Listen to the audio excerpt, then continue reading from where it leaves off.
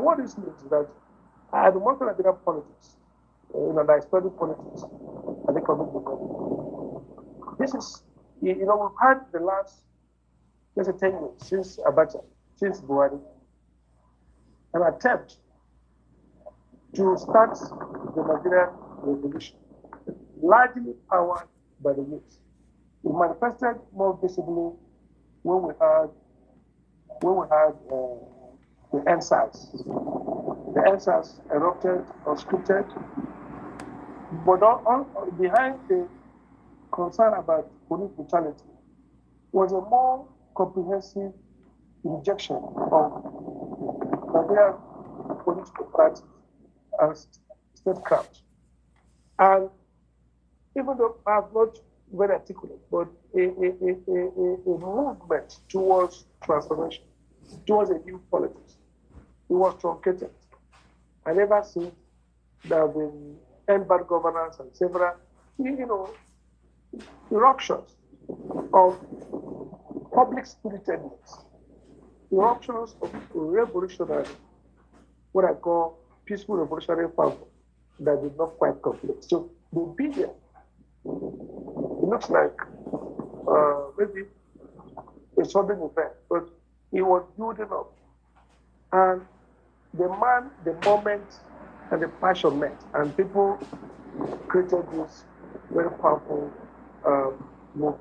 Again, just to say, when I was in 2023, I was part of helping to engineer a PDP opposition movement. And I recall that in that group, I was the head of strategy for the initial article group. And 11 of us, the Atiku Abubakar, the Kubak, several other 11 of us, the owner of AIT, and so on and so forth. I was a secondary movement there, myself and one, the former secretary, chairman of PDP, and former governor of AIT. And at the point I raised the issue, I think there is a shift happening. Nigerian youths are worried about the old order. And they are coming together under this Obidient movement. There's something happening here. I can't forget what the national chairman, Professor Ayu, told me, my good friend. He believed so much in my idea, I was helping to do everything for him. Since I'm looking at intellectual, that Obi will not score up to, if Obi gets a million votes, he'll go on exile. I call Labidi asking me in that meeting. He said, Sam, are you a politician? I said, well, I go to election. I said, well, I did primary was on that gap or Igbo government. Did you win? I said, it was rigged. He said, no, that's politician. He said, if Peter gets 2 million votes, I'll go on exile. After sitting and listening to these people, I saw that they're not thinking outside what political power, what change it will make. They are still doing the same APC thing of looking at winning an election and we get ourselves organized, we share power, we control resources. So I wrote to them, I said, as director of Abuja School, I want to be non-partisan. When they make me director of research, I said, no. When they make me former, I said, I want to be neutral. But of course, at that point, I made up my mind that I was going to support Peter because he's the only person that clearly the youth, there's a shift. The young people of Nigeria who are looking for a different politics seem to have found their man, the moment and the man as well. And that's how I supported the Obidient movement and put this campaign from a strategic, intellectual perspective. And that's where I'm still today. So I just want to make the point. So you understand what you guys are doing. You are Nigeria at a crossroads right now. Nigeria is at a point where there have to be a shift. There have to be a shift. And that shift will be a shift that works. A decay. It's already difficult. The status quo has no capacity to reinvent itself. Or a shift forward to a different politics that builds a new coalition. Young people, diaspora, professionals, workers, unemployed people, and create a new political alliance, a new politics, built a new political alliance focused on delivering different political goals. That's really what this level is all about. Will it be easy? I doubt. You can see that even in the ADC where we are trying to wrestle power, there's still so much disregard and disrespect for the Obidients because they rightly see them as disruptors. If people become president, none of the Obidients are not sitting there thinking around what part of Abuja like they all see. All of you that are in this space are not contemplating, piaf dots to own, just as Wiki and the APC or the PDP or even the ADC people will do. So that sets the bigot out. But politics is a game, they say it's the art of the possible. So the Obidients need to play with other groups in order to, capture political power. But like what happened in the Democratic Party in the US, when the movement, I recall when I was at Harvard in 2000, when Movement.org and other groups were building up a progressive wing of the Democratic Party. And I recall in the convention of the next year, or the next convention at Boston, Obama gave a powerful speech, a first-time senator, and they adopted him as the face of that movement. In fact, before it was Howard G, who couldn't sell. They took over, and Obama became that way. And these XY non-politicians, XY, technocrats and professionals came together and drafted and used Obama to successfully implement a revolution. At that period, the establishment for the Clinton, I recall the run-up to the primary. There was so much rancor, but this problem. And at the beginning, it was like a correction for Hillary. As the primaries go on and go on, the courts they became powerful. And the establishment themselves, super intelligent, have to realize that look, this is a movement, this is organic, unyielding, unrelenting, young men and women, professionals who are the kind who have a philosophy, who have an idea of who they want to pursue. It was difficult to break that, right? It was difficult to discourage them, and the result is what we all know today. They want the primary. The super delegates turned back, and said, we just have to agree that this is a different moment in history, this is a time when we have to move forward. That's how the first black people. I think we're at that point now. Everybody is taking on obedience, we're attacking people, obedience are doing that. It's because they sense a different, they sense a different energy, they sense a capacity that cannot be doubted, cannot be second guessed, cannot be second guessed. So that's really what's going on right now. So I just want to make that clear that this is a special group, a special breed, and therefore we have to, represent and be confident in the mission and be more dedicated that this is actually a moment in history that could change the way Nigeria will be in the next 10, 20 years. So I would like to pause at this point and maybe take questions and comments.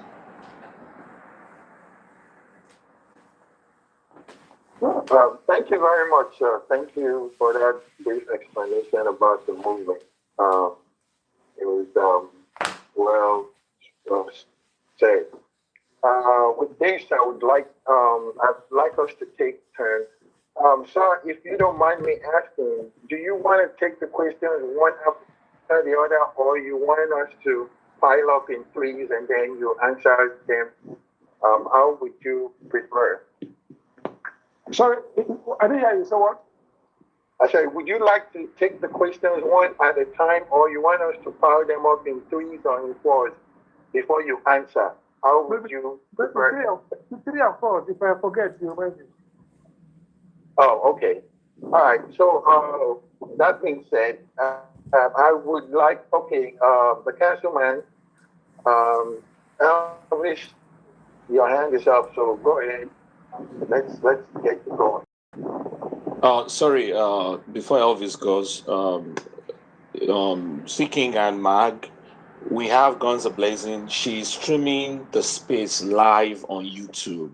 So we need to keep her in the speaker section for that reason. So just to announce to the space, there's another audience out there on YouTube that is listening to this space as we engage Dr. Sam Amadi. Thank you. Go ahead, Elvis. Thank you very much, Tudo. Thank you very much, Seeking, for this wonderful initiative. Thank you, Mark, the co-host. Mark, Tudo, So, and the rest of others, Dr. Amadi, are our leading diaspora leaders, those of them who are using the opportunity given by the social media to make sure that we connect with our brothers at home in our effort to see that that new Nigeria that is possible, realize it. I'm so glad to hear you put the situation of the Obedience in the context you've done. It's like, it just shows who you are, that you're able to see the movement for what it is. And I really want all the Obedients out there to be very proud of what they have done, listening to somebody like you put it in that context. But there is one question that is bothering most of us. It is this question of Obi or not. Because most of us are so dogged that we've seen through the political establishment today, we to be or not. And that it is Obi's values, politics, somebody without a tinted, a man who is almost blameless, if you can say that, who has this opportunity to bring that new mindset to Nigerian politics that will give us the kind of Nigeria we want. So I'd like you to know your opinion. When Obidient say Obi or nothing, are we on the wrong foot for it? Or are we really, how do you interpret it? Thank you very much again. Thank you. Okay, thank you, Councilman, for that question. Do we have another hand up before I put my own question? Okay, good was let's take your question. Then after your question, Tudo, I don't know if you have a question, you can go. Then I will put in my question. Yeah, I mean, we could go with the hands, and then I'll come back afterwards, maybe after he's done answering those questions. So after good works, we could take Arinze, and then I think we have rule level best, and then we can just deal with those, and then we'll come back. Yeah, correct. I'll let my question rest for now and let others go so that we can keep the space going. Eventually, we'll ask my question. So you know, taking. Brilliant. Okay, thanks, the panel, for bringing Sam Amadi on for this discussion. I really want to appreciate your contribution on how you've been able to summarize what the Obidient movement means. I just want to add that this movement, I think in many cases, is born out of sheer necessity. The fact that we live in an ever-changing world where opportunities for young Nigerians is becoming more and more limited. Gone are the days where immigration seems to be an option. The world is changing, and I think that we all have to. The way it's going, that it looks like most Nigerians will have to remain in their country. And it's going to build a pressure cooker sooner or later, and the demand for change and good governance becomes inevitable. My question is about how, because when you look at the makeup of the Obidient movement, I think it's largely young Nigerians that want change. But I believe there is a significant segment of that young Nigerian that are left out, largely due to various reasons, i.e., where they come from, region, ethnicity, religion, other things. How do you think we'll be able to bridge that gap and send that message across to make it a more stronger and all-inclusive movement, so that people realize that we've got this opportunity to make changes before our country completely falls down the drain into an irreversible state? Thank you for coming in. That's my question. Thank you. All right. Let's take one more, and then we'll let Dr. Sam Amadi take those three questions one at a time. Arinze, go ahead. Yeah, good day, everybody, and especially to our guest speaker, Dr. Amadi. It's a pleasure to have you. I've always listened to you, and I'm quite excited to have you on the space. My question is straightforward. Just like every other person here is an obedient, I am an obedient in Nigeria. And after the crushing defeat 2023, it should be a lot of obedient voters which is down.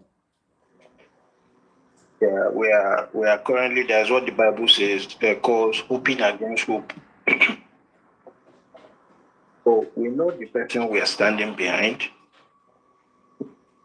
Standing, the ever rising with continues to be the system we are fighting against. Clear to everybody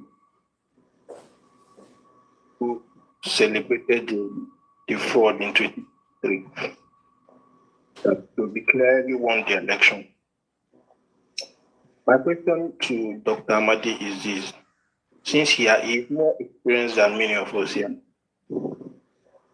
what is the alternative? Because I know that the reason we are joining a bigger coalition like ADC is to prevent what happened the last time from happening again. That is, if Obi gets the ticket. What is the alternative?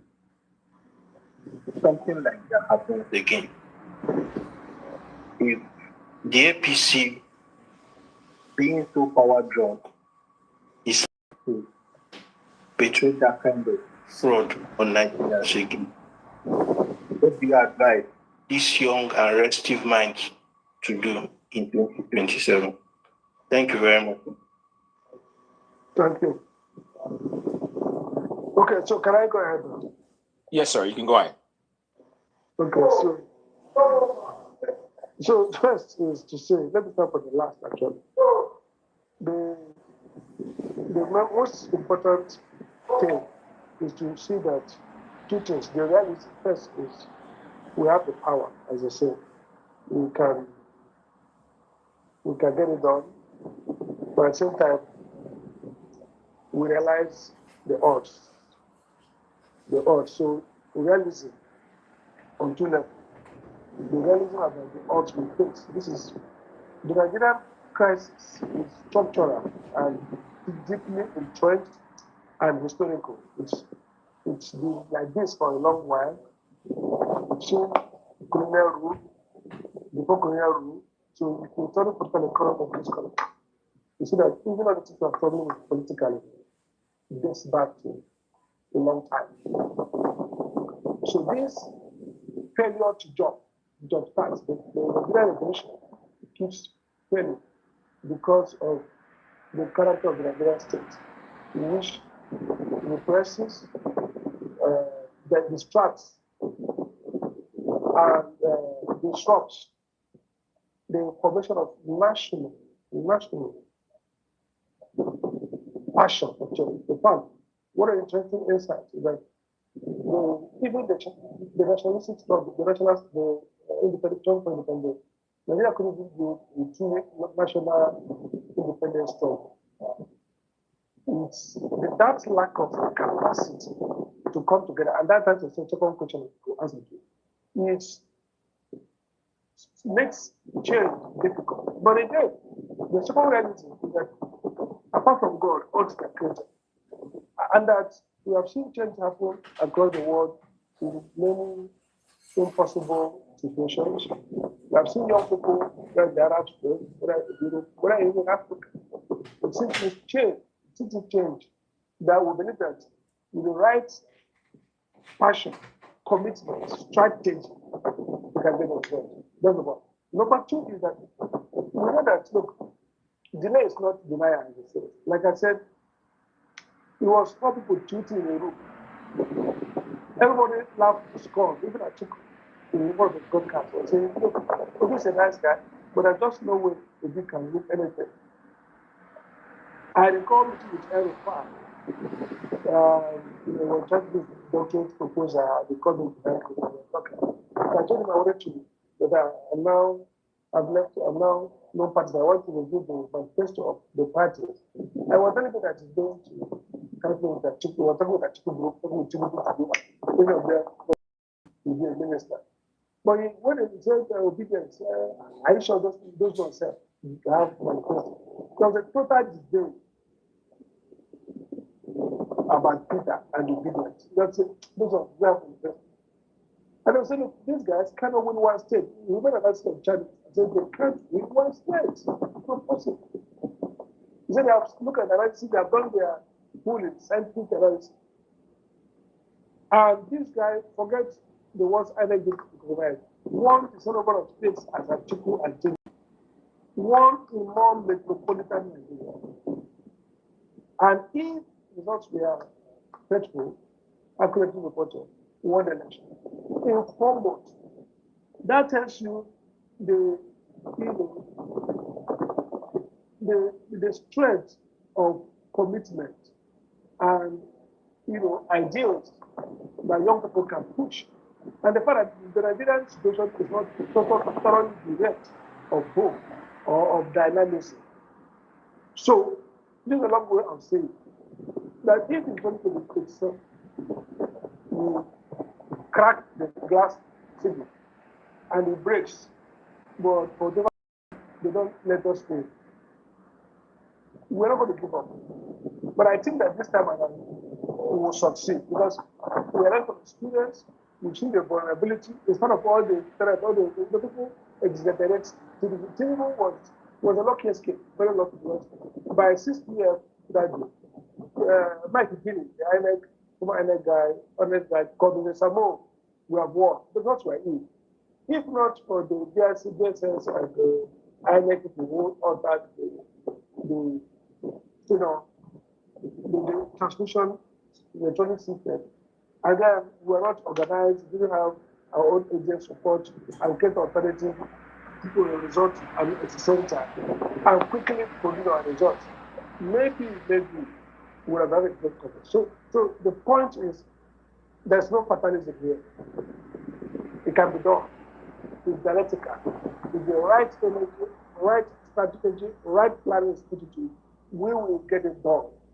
But no matter what happens, the struggle for change continues. We're not going to give up. I will believe that we win next time around.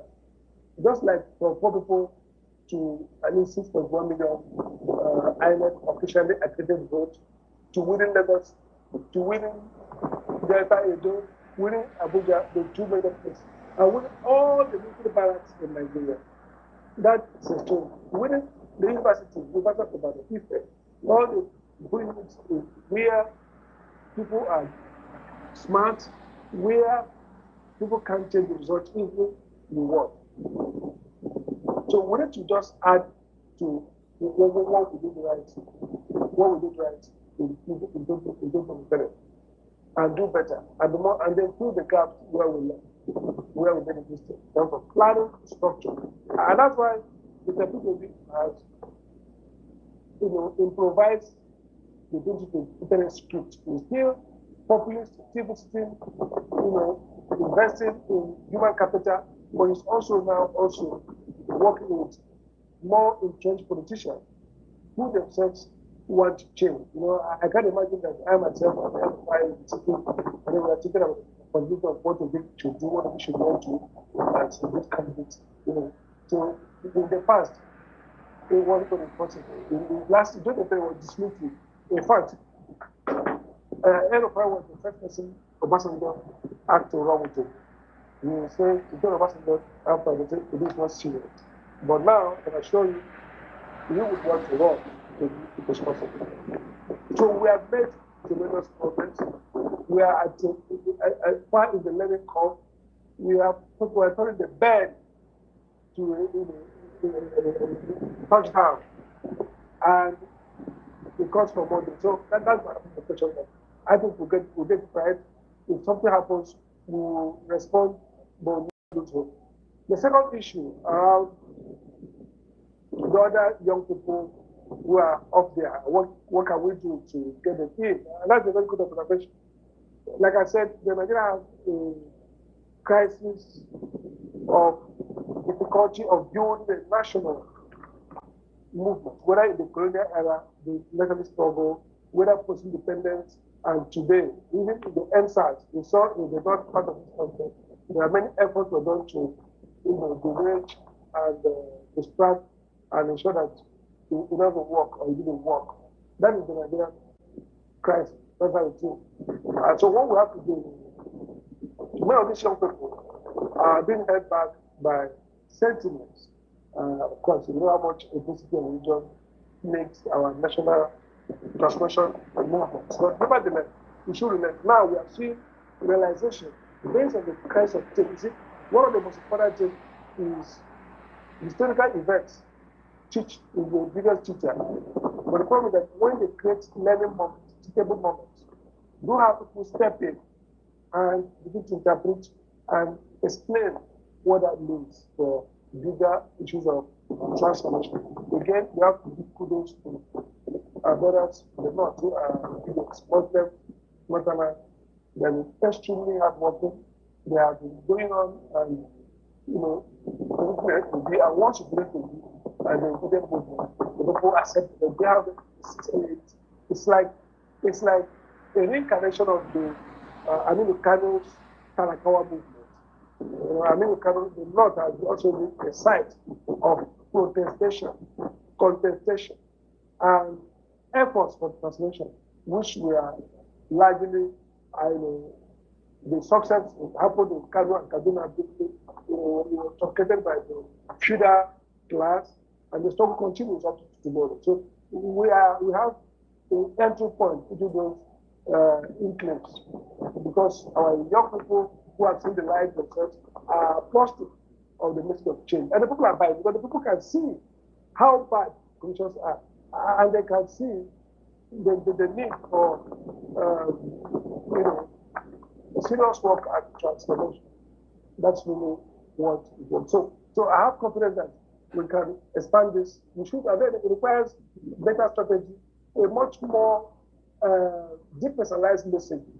So we know that people represents this idea we're pushing, and I give a good embodiment of that. And successful revolutions require good embodiment. The story has to be embodied by somebody, and Peter embodies it well. But again, we have to go beyond Peter and also make that message to be, environmentally friendly to everyone, so they understand what that means in their different contexts and culture.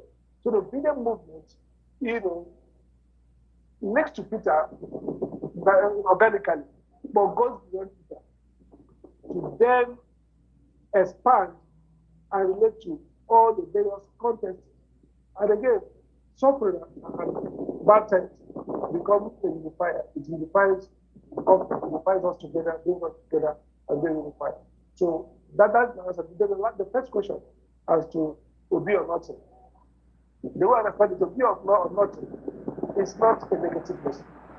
And I think building from the Democratic Party experiment in the US, I think we should continue to be or nothing. Obi or nothing, somebody did a beautiful anatomy. Obi or nothing is an idea that these young people are entering this ADC are not coming to politics as usual. They're not coming to think about sharing offices. When they're not there to sit in a couch with Atiku, with Obi, with Aerofighter, and say, okay, we'll win an election. Which of us, who will man the Shopping Center? Who will man petroleum? Who will do with marine economy? That's not what these guys are there for. So we are not, it's a metaphor for resilience, for refusal to be pushed back to the old mode. But I agree with these guys and I stay with them. The fact is, people want to take over from Tinubu to have their own time, their own child. Tinubu is in power. So all those who are in the old PDP and those who left Atiku from PDP, from APC, are not in power. So it's zero sum. We need to get back to power. And so when they are saying, oh, let's do the unity, let's do the unity, it's good that Obedience keep telling them, we have a mission. We want to see a new Nigeria. What this is not to entrism and dilute us, turn us into new wine in old wine in new wine skin, maybe. We are our new wine in old wine skin. We just okay, Obedience are in, they will stream us, and then they will make it redundant, and then it's not a matter of the win election, and then one or two of us will be corrupted to be in a position where we will fail the Nigerian people again. So I raised the issue, I said, power for what? Is it power or change? People say you are stupid. How can you make change without power? I said, but power is never lacking. Society always has power. Trump is America. Before Trump, there was Biden. When Trump left, there will be somebody. He is there. Before those people there, before they came there, power is always there. Before the Korean authorities came, there was power. Our national rulers had power. Some of the monarchs had power. Some of the monarchs, some of the age grades. Power in human society is a constant. The question is not about getting power. Yes, we need power. The question is, what do we do? Because Tinubu has power. Buhari had power for 8 years. And most of the actors in the ages are direct players to Buhari. Just finish 4 years. So the Obidients have the right to question their bona fides, their good faith, to say, gentlemen, we are pursuing business. We are here for change, for transformation. Obi or nothing is a reminder that this is not just another confluence of political actors. They come together, and that's important to them. In 2015, the APC was the coalition, but it was a coalition of people who wanted power, who for 15 years didn't have power and badly wanted power. And they worked together because they didn't have ideas that were conflicting. The ABGA of Okorocha, the CPC of Tinubu, the ATN of Tinubu, and the CPC of Buhari, and of course the new PDP of Amechi and Atiku and Tambo. They didn't have anything, nothing to contrast with each other. It was easy. They blended. It's about sharing power. When we win Saraki, it becomes weaker. Tinubu will send me it's next time. After that, then the BP. So they did a deal. And as long as people had expectation of what to gain, they didn't report it. But now you are bringing alliance of a principled movement, not a political party of politicians who are looking for sharing power. No, this is a movement that is based on change, that has adopted an unusual kind of politician, as is like them. So you're going to have conflict and friction. So the Obidients are right to say Obi or nothing. It does not necessarily mean they are worshiping people or they're going to people going to the ticket. It means that look, we are not here for the change of power. We are here because of the vision and people that represent that vision for us. So you can't distract us or use us as a supplement to win power and then bring somebody who is opposite of what we represent. That is suicidal. So for the movement, they are right to say that look, we came in here because we had a philosophy for 2023. This man was our champion. He's still our champion. He's the one we want. And that's politics. That's what happened with the Democratic Party. The progressive youth, largely based movement, who wanted Obama. Yes, we can. Yes, we can. Just like Obedience. It's not like that is possible. Yes, we can. They mainstream the Democratic Party. The Democratic Party organized their dynamics on their power and their base, gave them what they wanted, and then they went out and campaigned about what decisively. That is what I expect to happen. So I expect the ADC leadership to acknowledge that, look, we have amongst us different people of principle, people who are playing a new politics. So we must find a way to embrace them, to reassure them, and then reinvent ourselves to be a worthy vehicle for this change. So nothing wrong with Peter or Nacho, as long as it's seen as an expression of a new politics that's focused on changing, disrupting, and changing the current politics. It's fine.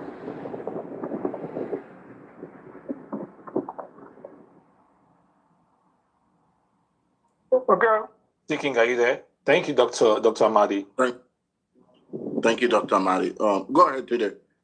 All right. Let's take the next set of speakers. All right. I was wondering. Okay, go ahead. Sorry. Yeah, I was also trying to add, everyone here on this space, just to reiterate, this is the Obidient diaspora powering this conversation, but this is for the Obidient globally, all over the world. Retweet, share this space. We have one of our best here today in terms of, we are not speaking with anyhow people who share the same ideology of integrity and character and competence, and here by the person of Dr. Sam Amadi. It's not easy to have him. We are privileged and honored to have him here. So Trudeau, let's make our questions short so that we can have more questions before the host and the co-host will go for the last round. We have Dr. Sam Amadi on to 8 p.m. today. Okay, I was wondering if we could inject one or two of our questions, and then we'll go back to taking more from our friends. What do you think about that? Yeah, that's correct. That's a good idea. You want me to go first, or I can go first. That's fine. Yeah. Go ahead. Dr. Sam Amadi, thank you so much once again for your time, and I really appreciate your being here with us today. You are somebody that is known for your candor, your forthrightness as a pundit, something that is a rare commodity in our country. So I'm going to go dive right into it, and I will take two of your tweets to basically epitomize what I'm saying, and then I'll ask my question. The first one is, people do not know, but the South will determine 2027 election. Tinubu knows he is doing a lot to win Southeast. The North is an open market. He may not win big, but he will be competitive. Then clean out with overwhelming win in the South. This is the game plan. ADC, take. The second one is more apt for me personally. It reads, the Igbos are suffering so much abuse. A whole dynamic ethnic group is sentenced to just being VP to one man, Atiku. This is a big insult. You can support Atiku. Obi. I can't hear. Can you hear me? Yes, we can hear you. Okay, great. Okay. So let me read again. I think that was Mag. Maybe you want to drop him and bring him back. So let me read again the second tweet. The Igbos are suffering so much abuse. A whole dynamic ethnic group is sentenced to just being VP to one man, Atiku. This is a big insult. You can support Atiku. Obi may be VP to Atiku. Atiku may be VP to Obi. This is politics. Stop abusing Igbos with VP stuff. So here's my question, Dr. Amadi. In the coalition conversations, there has been this issue of zoning, and we are getting a sense from the leadership of the coalition about their refusal to accept this existential reality in our political landscape. So with these tweets that I just read out, what is your take on that issue? Many people would not even want us to use that word because they say, after all, it's not enshrined in our constitution. So what is your take on the issue of zoning, and especially the second part, the idea that an Igbo man may not necessarily be able to win nationwide because, after all, some core northern voters may not be enthused by the idea of an Igbo person at the top of the ticket within the coalition? Those are my questions, Dr. Amadi. Please go ahead. Okay, so let me answer this quickly. First, there is this idea of gatekeeping. Some people say, oh, they need to vote for an Igbo person. I don't think it's really that correct. But even if it is, it's elite conspiracy, because the same elites who want for Atiku to be president and to be vice, especially also to combat for Atiku. So why would the people vote for Atiku, vote for Yar'Adua, and they feel like it's outside or whichever ethnic group they not vote for Igbo? I think it's part of the strategy of feudal power control to zone out support donation. The point is that significant, I can't predict a significant shift among Nigerians toward voting the right people at the right time. To solve the people, there are many strong organizers. In fact, somebody said that the North actually is breaking in more. And but speaking about what they call zoning, or yes, the process of zoning, it's not really part of what I told PDP is that you have to zone. Even north south doesn't even cover it. You have to microzone. The southeast and the north is essentially invest in. No, and the northeast has been doing that on it. So it's neater. I mean, everybody gave PDP correct because they say perhaps to be the south. Now, people don't want that. Then somehow logically you would say power to stay in the south so that people finishes. Or if people as has failed done by one group, then power stays in the south. Then when you have a good candidate that you can present and win. So I believe in meritocracy, but we've seen from political theories as well. Nothing unmeritocratic about zoning. You zone to places to reflect political economic realities, and then choose the best for that zone. So we're not saying zone it and look for the weakest person. There's no evidence that there are more credible candidates in the north than the south. No evidence. So zoning is realistic. People who are against zoning, and the people at the gate, say, are you first win power before you vote? That's not true. And they say, oh, win power first. The problem that part of winning power is zoning. Why did they win power from Jonathan? They won power for Jonathan by zoning.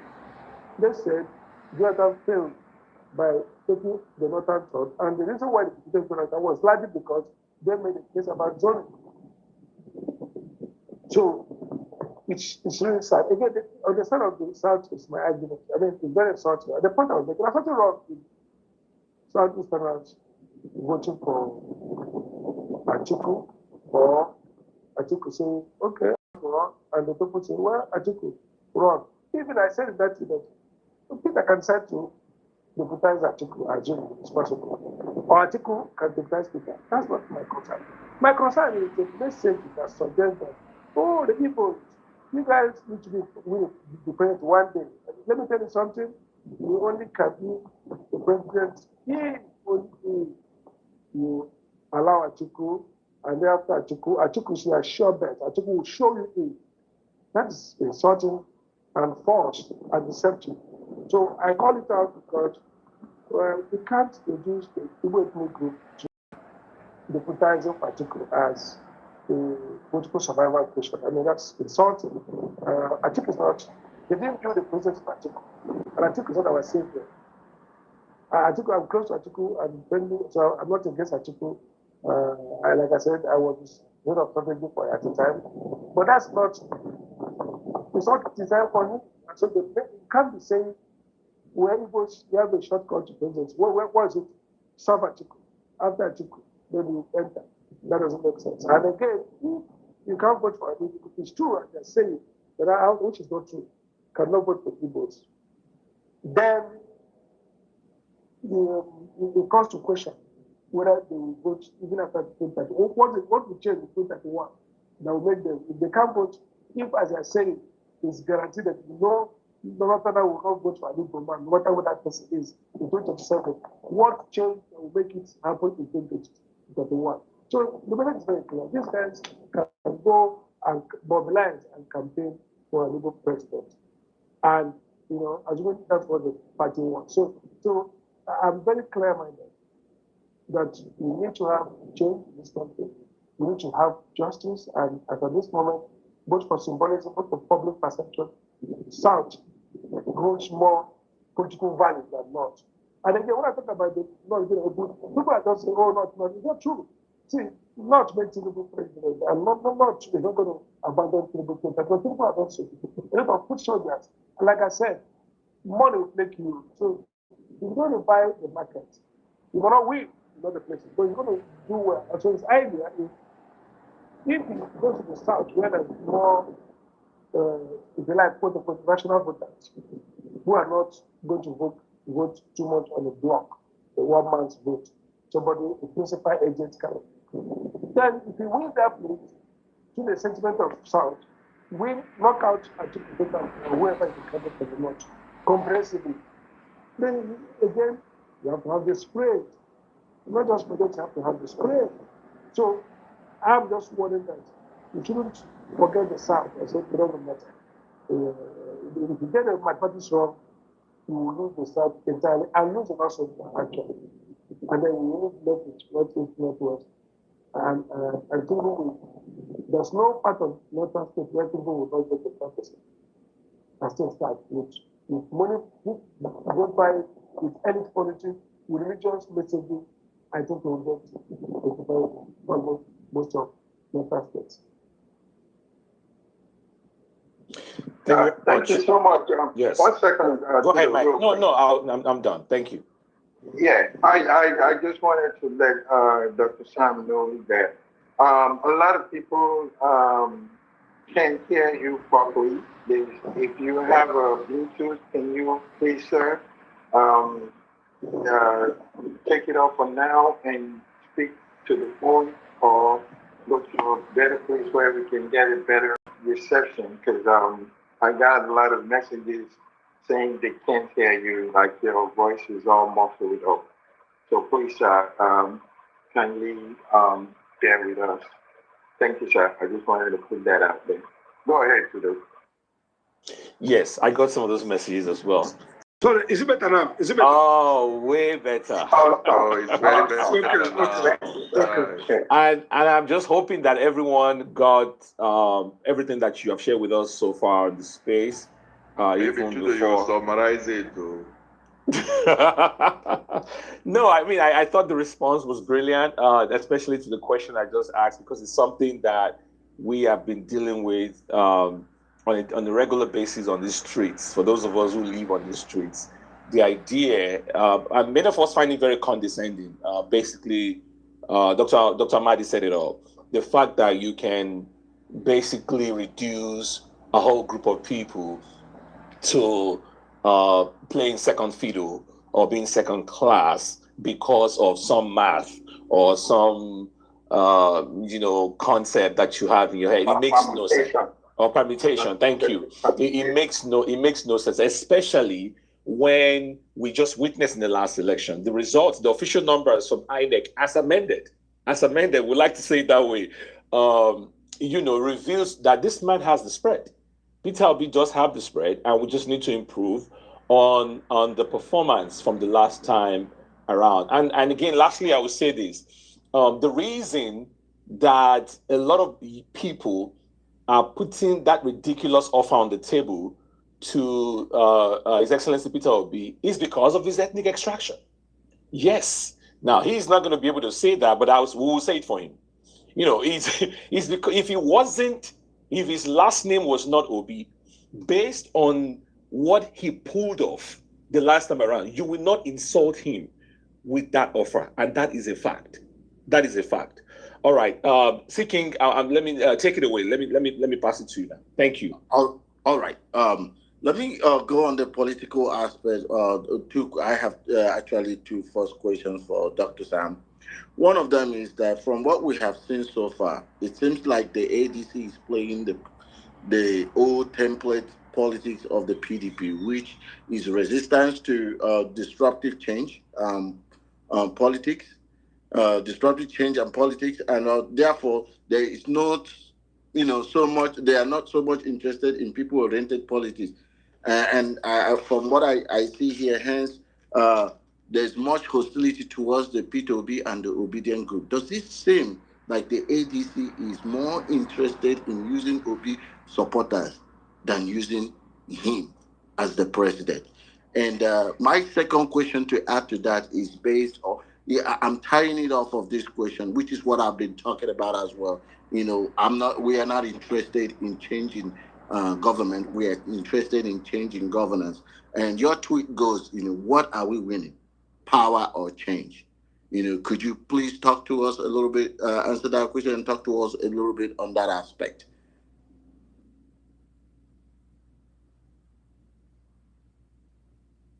Okay, so what I meant by that statement is that,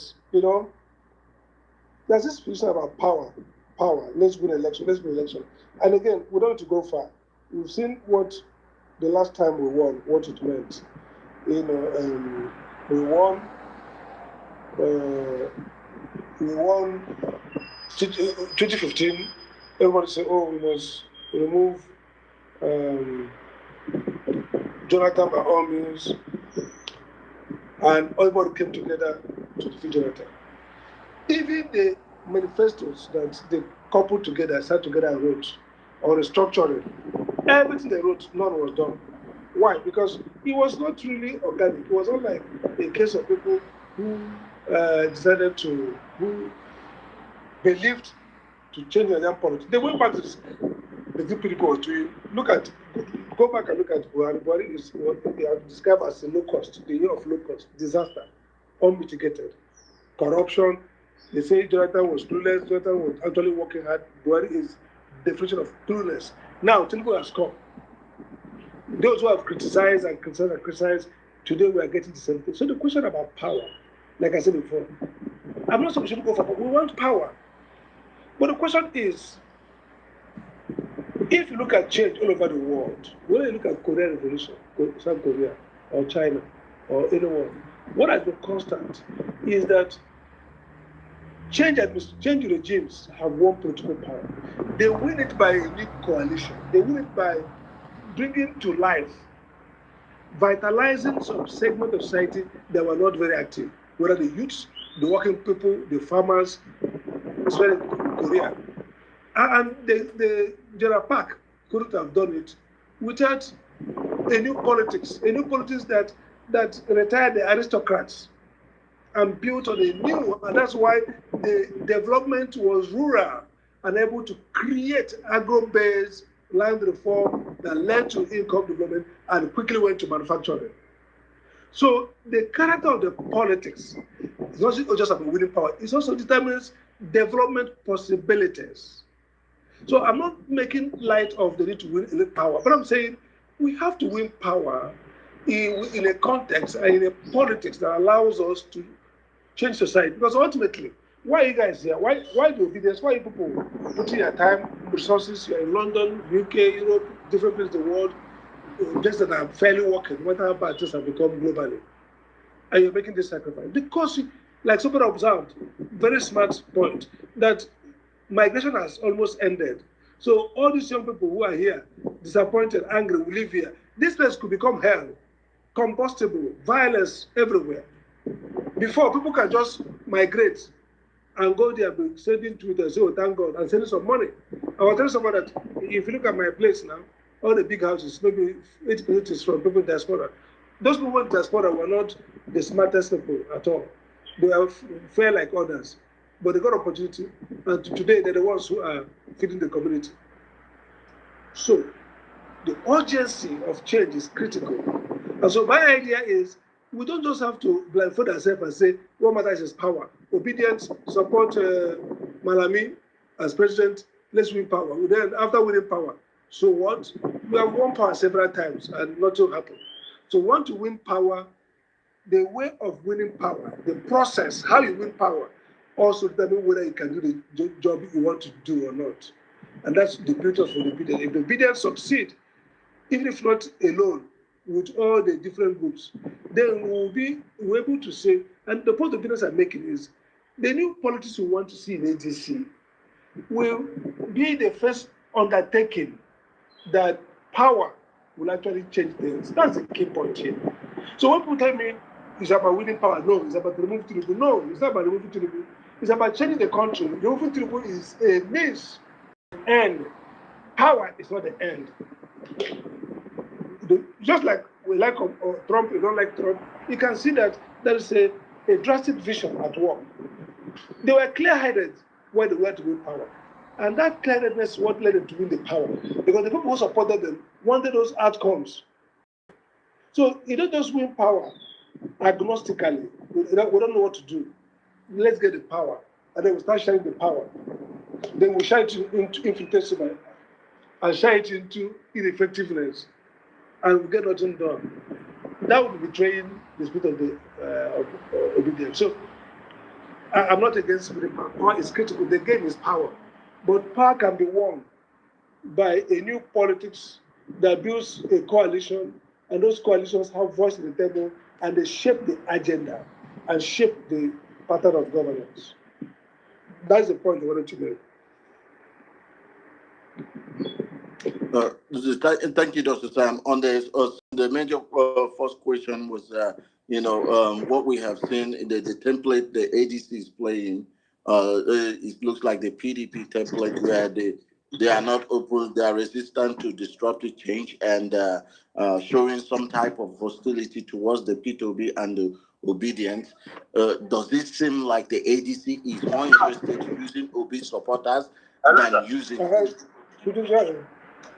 He says we will take you earlier, sir.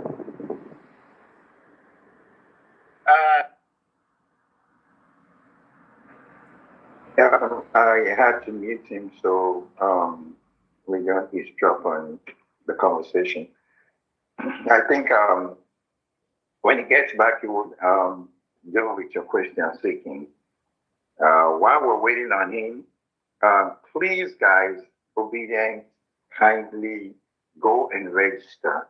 Go to your ward, go to your local government, be part of this process. It is not just by talking. Let's do the do as well. Get in there, show your presence, be part of the process so you can also have a stake in this process. We can do all the talking, but if you don't put it into action, it's going to end up into nothing. We don't want this to amount into nothing. We're not here because we want nothing. So please, please, and please, we beg of you guys, go into the party and be part of this process. Go to your local government, go to your ward, be part of it, register, fight for what you believe in. I beg of you guys. We have the time to get in there and effect that change that we so need. I beg of you. Thank you. Dr. Amadi, are you back? I'm going to yield back to you. Seeking, take it away. Thank you. Dr. Amadi, are you back? Yes, can you hear me? I'm here. Okay. So I think the point I was making that that's what I mean by power is important, but what we do with power is more important. In the days of communism, someone asked Lenin, I think it was Lenin or Stalin, who says, "Comrades, let's destroy the system." Somebody asked him, "Comrade, what shall we build?" He said, "First, let's destroy." I think those days are good. Yeah. So, Dr. Matt, the question I was asking earlier is we've seen both online and offline, the rhetorics of the ADC part as if they, which is what we saw in the PDP in the last, as if they don't want a change that will better Nigeria. Since they are showing a lot of hostility towards P2B and the Obedience, do you think they're intentionally trying to use Obi supporters, His Excellency supporters, than using him as the president? Sorry, can you repeat the question again? I didn't hear. So what I was saying is from what we've seen, what is playing out now, it looks like the old template of the PDP, which is usually resistant to disruptive change and politics, and therefore not so much interested in the people-oriented politics. Do you think the hostility that are directed towards P2B and Obedience in the ADC, does it seem like they are more interested in using Obi supporters than using Obi as a person? And seeking, sorry, just before Dr. Amadi answers the question, Dr. Amadi, let's just say it as it is. There's an elephant in the room with this coalition that it is set up for a particular individual. And the leadership of the coalition, they're not working hard enough to beat that allegation. Have you made that observation from your perspective, and what do you think about that? Okay, so let me answer that question straightforward. I think that that's a general perception, even before P2B joined, that the coalition is an article contraption. Again, the way it was formed, largely from the north, as opposed to Tinubu, made it look like it was a northern vehicle. And you can see that key northerners were first in the queue before another person came up. So in a sense, that is correct that maybe the CPC people are Tiku and a couple of, but I've spoken to some of the leaders, including Rufai, who have told us that there are 6 major pillars of ADC. One is Atiku himself, P2B, Amechi and Rufai, who came from the CPC, Arebo Shala, who is part of what they call the Buhari governors or Buhari people, who brought him, of course, Imam, Kashim Imam, those who are part of that, and of course, David Mark, who was allegedly brought by the generals to create some kind of stability. Now, these are the people who seem to be the pillars, and I think they connect to meet. But of course, Atiku has maybe a network, or somehow, since most of those people think maybe the answer is not, maybe they have in mind, but the leaders have assured that this is that nobody was in control, and P2B was part of this.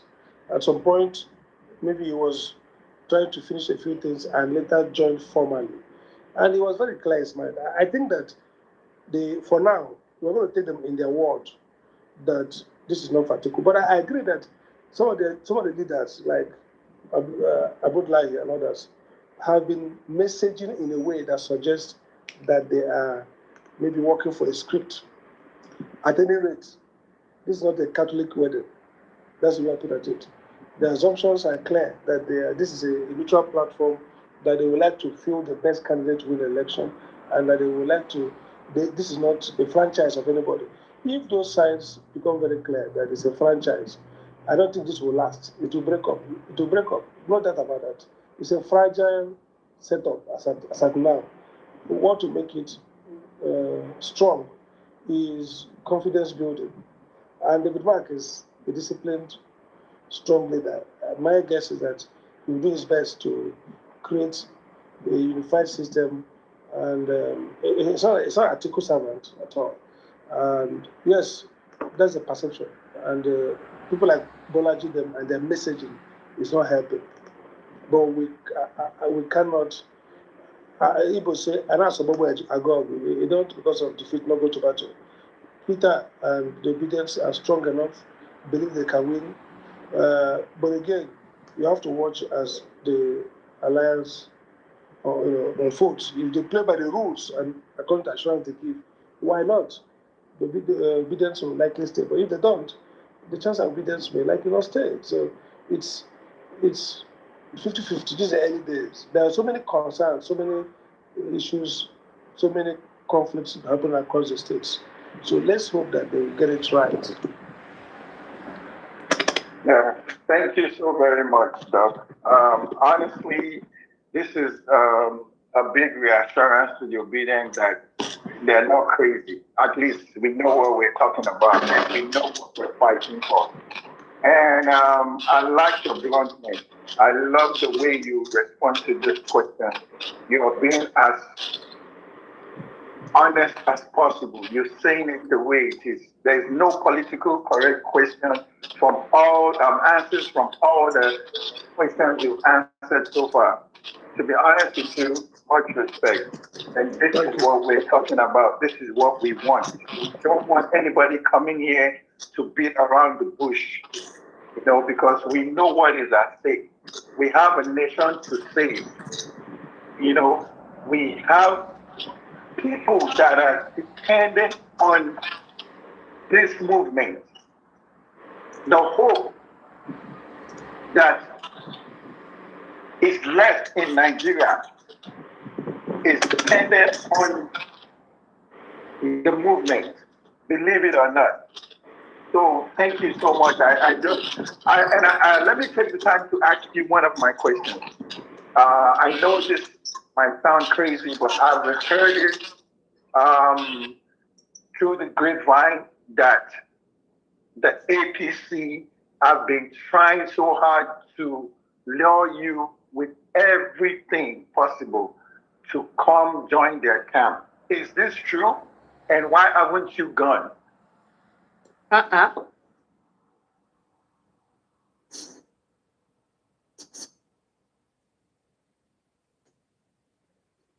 Can you hear me, sir?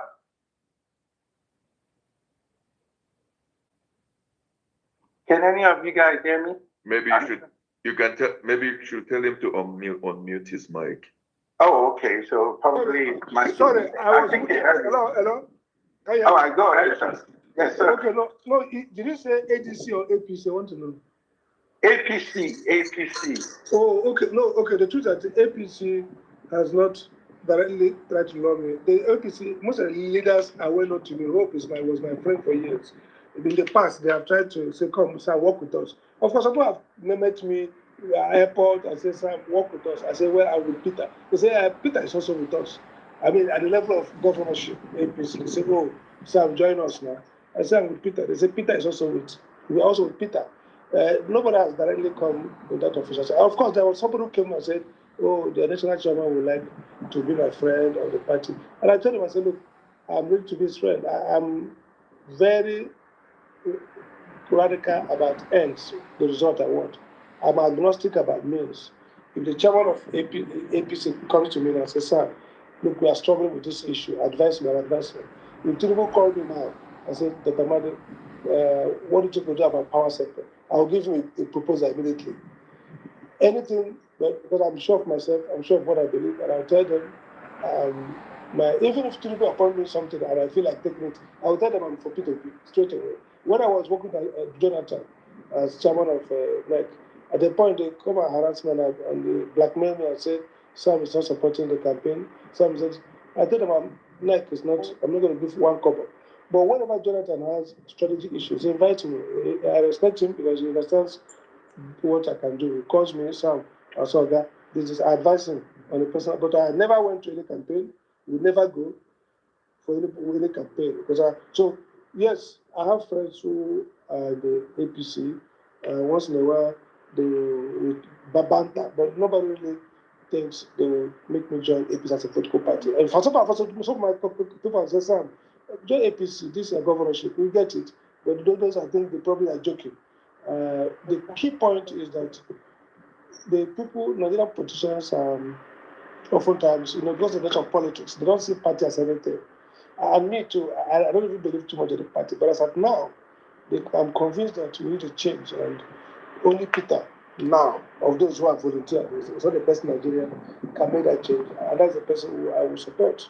So whether it's ADC or Labour Party, as I'm speaking now, I don't have any party's membership card for sure. I'm not sure I have any. Apart from Labour Party, I did the last time. But I made it very clear I support Peter Obi because ultimately we need to change this country. So far, he's the one who has openly identified with a commitment to that change, who is not ashamed to be mentioned among these young people called Obidients, who is ready to do one or two things that could, change the game. So, no doubt about that. That's where I stand now. Okay, so what are you still waiting for? Why have you not done to get the ADC because I'm also part of ADC structure, and I think when I go back to, they are also reorganizing. They want to change their form. I'm not sure.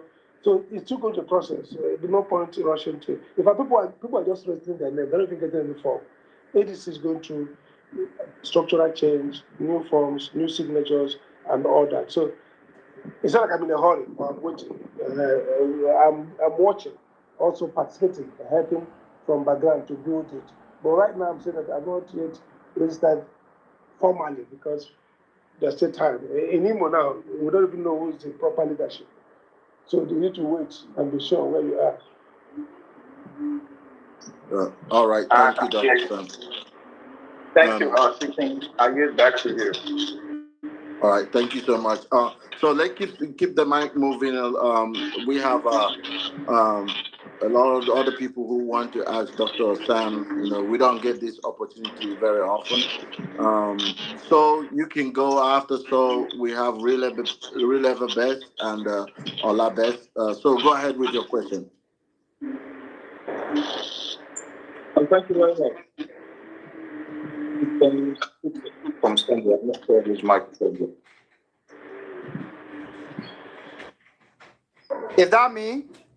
Go ahead, Joe. No, so will go before you, please.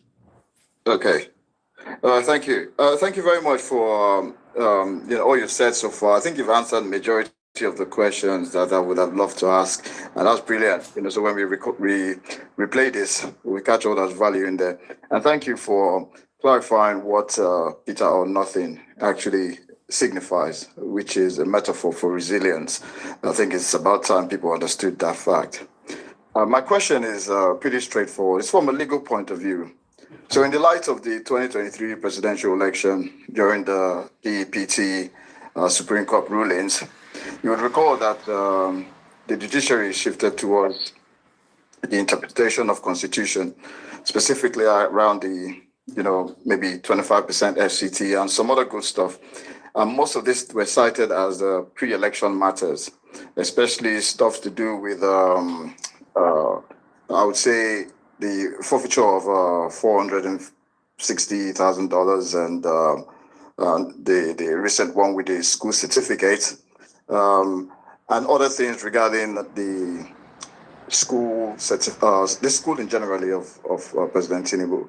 My question is, in your experience and in your views, will these issues, these pre-election issues, will they be valid again in court, especially issues to do with like double nomination for Shetima at the time, dual citizenship, if you recall, and obviously the Chicago State University issues?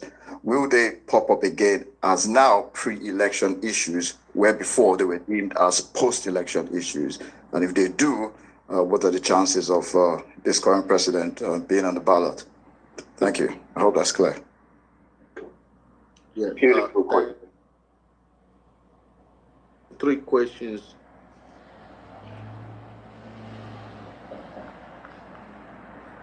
I think it's on mute, Dr. Sam. Can you hear me? Yes, we can hear you. So Okay. you wanted to take two I more want us questions, to go right? ahead and put the three questions. Hello, I said, Recorded your question. can we do three questions at a time? Let's Real Everbest, go ahead and put your question, and after that, Olabest, put your question so that Dr. Sam can take them one after we put them together.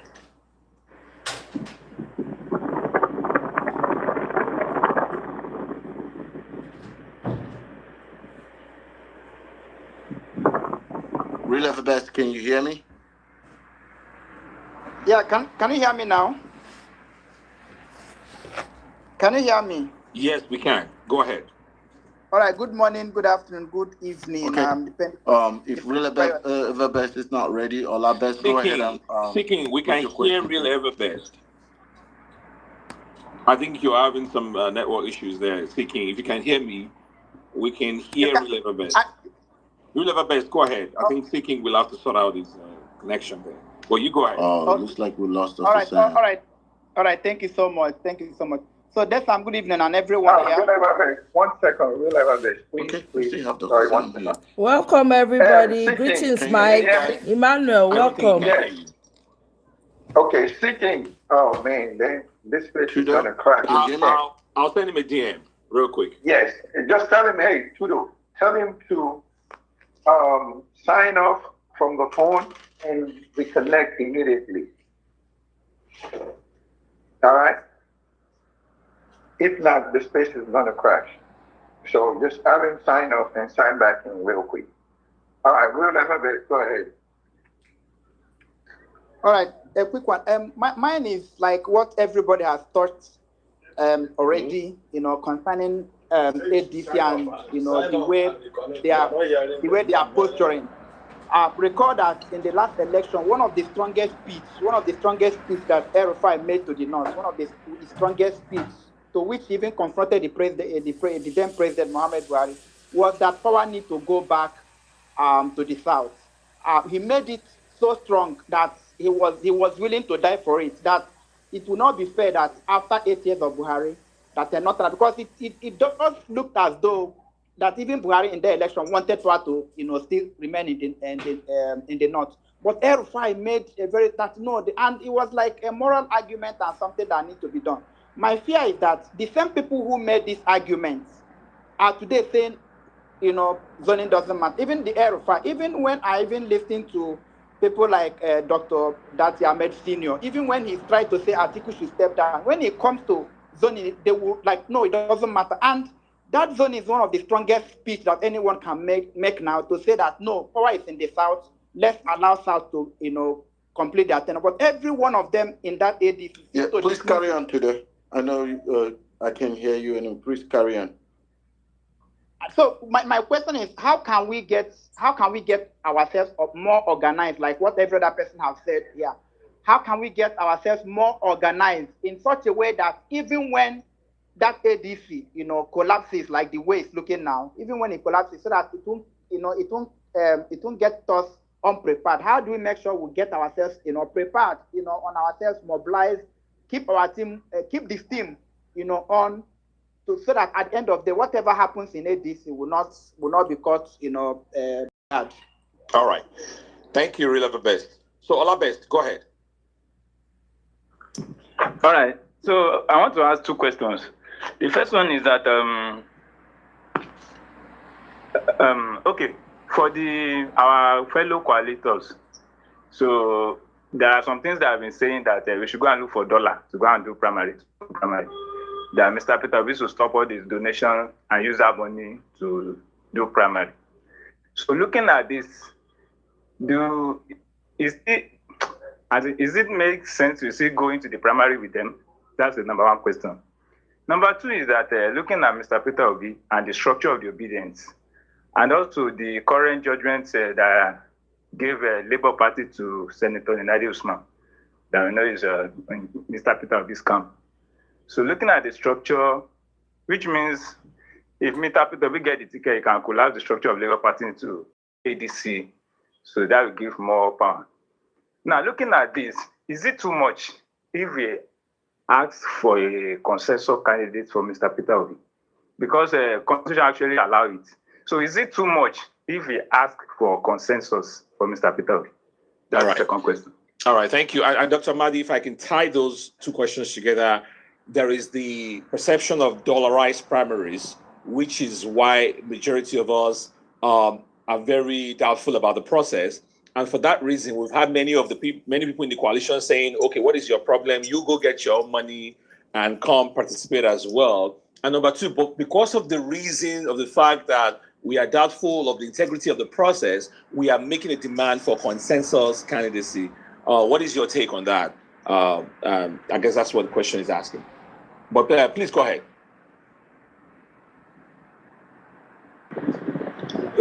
Sorry. So, I don't know. That's the problem with multitasking. So the first question, if I miss it, please remind me. So the whole issue, I have about consensus candidates. The leadership of the movement, ADC, and the promoters who are not even politicians, I mean the generals, the potentates across the country, the approach they prefer is a consensus. That somehow they agree among themselves that the best prospect is Mr. Peter. And maybe two things will happen. Either they get a ticket or whoever to step down, which may not work, or that consensus will lead to mobilizing to win the primary. You see, the 2015, it happened. The new Tinubu was the best guy for them. There was a primary that Tinubu ran, people ran, but of course, they delivered for Tinubu. Are we going to see that happen in ADC? That will be the best thing. You go to your primary, but the leaders have agreed that this is the person supporting. And if that happens, Atiku will not defeat them because it's not that too strong. It's overwhelming, I think, financial and network. So the question is, are we going to have that good faith consensus? Two, if we don't have that consensus, are we going to work hard? What are the rules for primaries? The Constitution, the Electoral Act on the road, talked about three things. We talked about, first is consensus, where people sign off and one person. We talk about direct or indirect. We're still waiting for the new Electoral Act, but I don't think it will change much. So if that's the case, then we need to see how the party defines delegates. And then we need to see where it's going to happen, what's going to be there. And that's why for now, the strategy is for us to all join ADC. Those who support P2P to join, because it's already there full. They say join, so that we can determine the ground operations and build up to it. Primaries are always uncertain. You can have a generalized feeling that somebody will win, but you can't be 100% sure. So that's what I would say about that. And then the issue of money and other. See, there's a brand, and the Obidients' selling point is who they are. I think they should maintain who they are. If they're going to be variation, it should be tactical tweaking of their rule book, not jettison of the rule book. So you're not going to be like a Tuko supporters or Tuko supporter or any other person supporter. You're going to be obedient. That's what defines. But again, you're going to make obedience effective. So what do we do to make it effective? Of course, you're going to money be involved to campaign effectively. How do we raise that? How do we do that? And raising money from people is double success because you get the money, you also get their loyalty than getting money from 1, 2 billionaires. So when the people contribute, the people are already mobilized. They mean the people are already canvassing, and their money is working as they are working. So I think there's going to be, we're going to look at what's on the ground. In a couple of months, it will be clearer because the ADC will go for Congress to elect their party leaders, and that will give us a good point to look at what the structure will look at and what it will look like within primary. And that may then lead to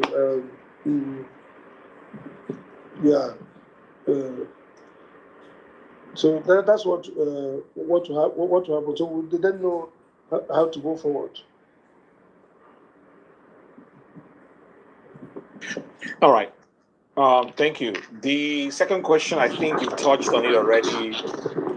He was about zoning. I think you already touched on that. The one that Releva Best was asking. I think the first question from Saul, he was talking about the pre-election issues from the Supreme Court. I don't know if you got that question. Sorry, repeat the question. Yeah, I mean, the first question from Saul, he was talking about the pre-election issues from the Supreme Court and how that sort of played out ultimately at the end. So I don't know whether you got what he was talking about. Yes. Okay. So about what's it again? What the Supreme Court considered the pre-election judgment? Are they going to be real pre-election now, considered now, or they are well, part of what they are looking for in the amendment is to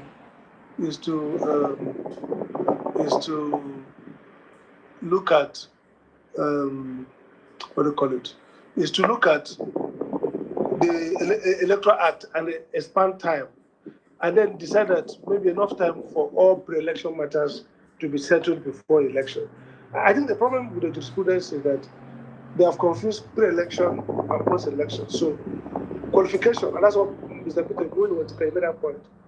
The question around qualification should be handled straightforward by INEC, depending on what the Electoral Act says, so that we'll be able to know most of these questions of pre-election are usually questions around who is qualified to run for election. And it drags, maybe, is it a pre-election issue? If somebody was not qualified and win, I'm going to say it's pre-election when it goes to his qualification to stand for that election. And when the ground for opposing, challenging the election includes ground relating to qualification. So I think that the body of jurisprudential mix-up requires first a legislative change, which will now, get into a proper effort to change the what do you call it? A proper effort to reinterpret the law, both jurisprudence and the level of judicial interpretation, and the level of electoral act. It should be clear. Maybe the definition of what is pre-election matter, and which matters can move from pre-election to post-election. I think that qualification to run for election should always be a matter that should be considered at every point, because it goes to the validity of the election and the qualification of somebody to hold the office they want to hold. All right.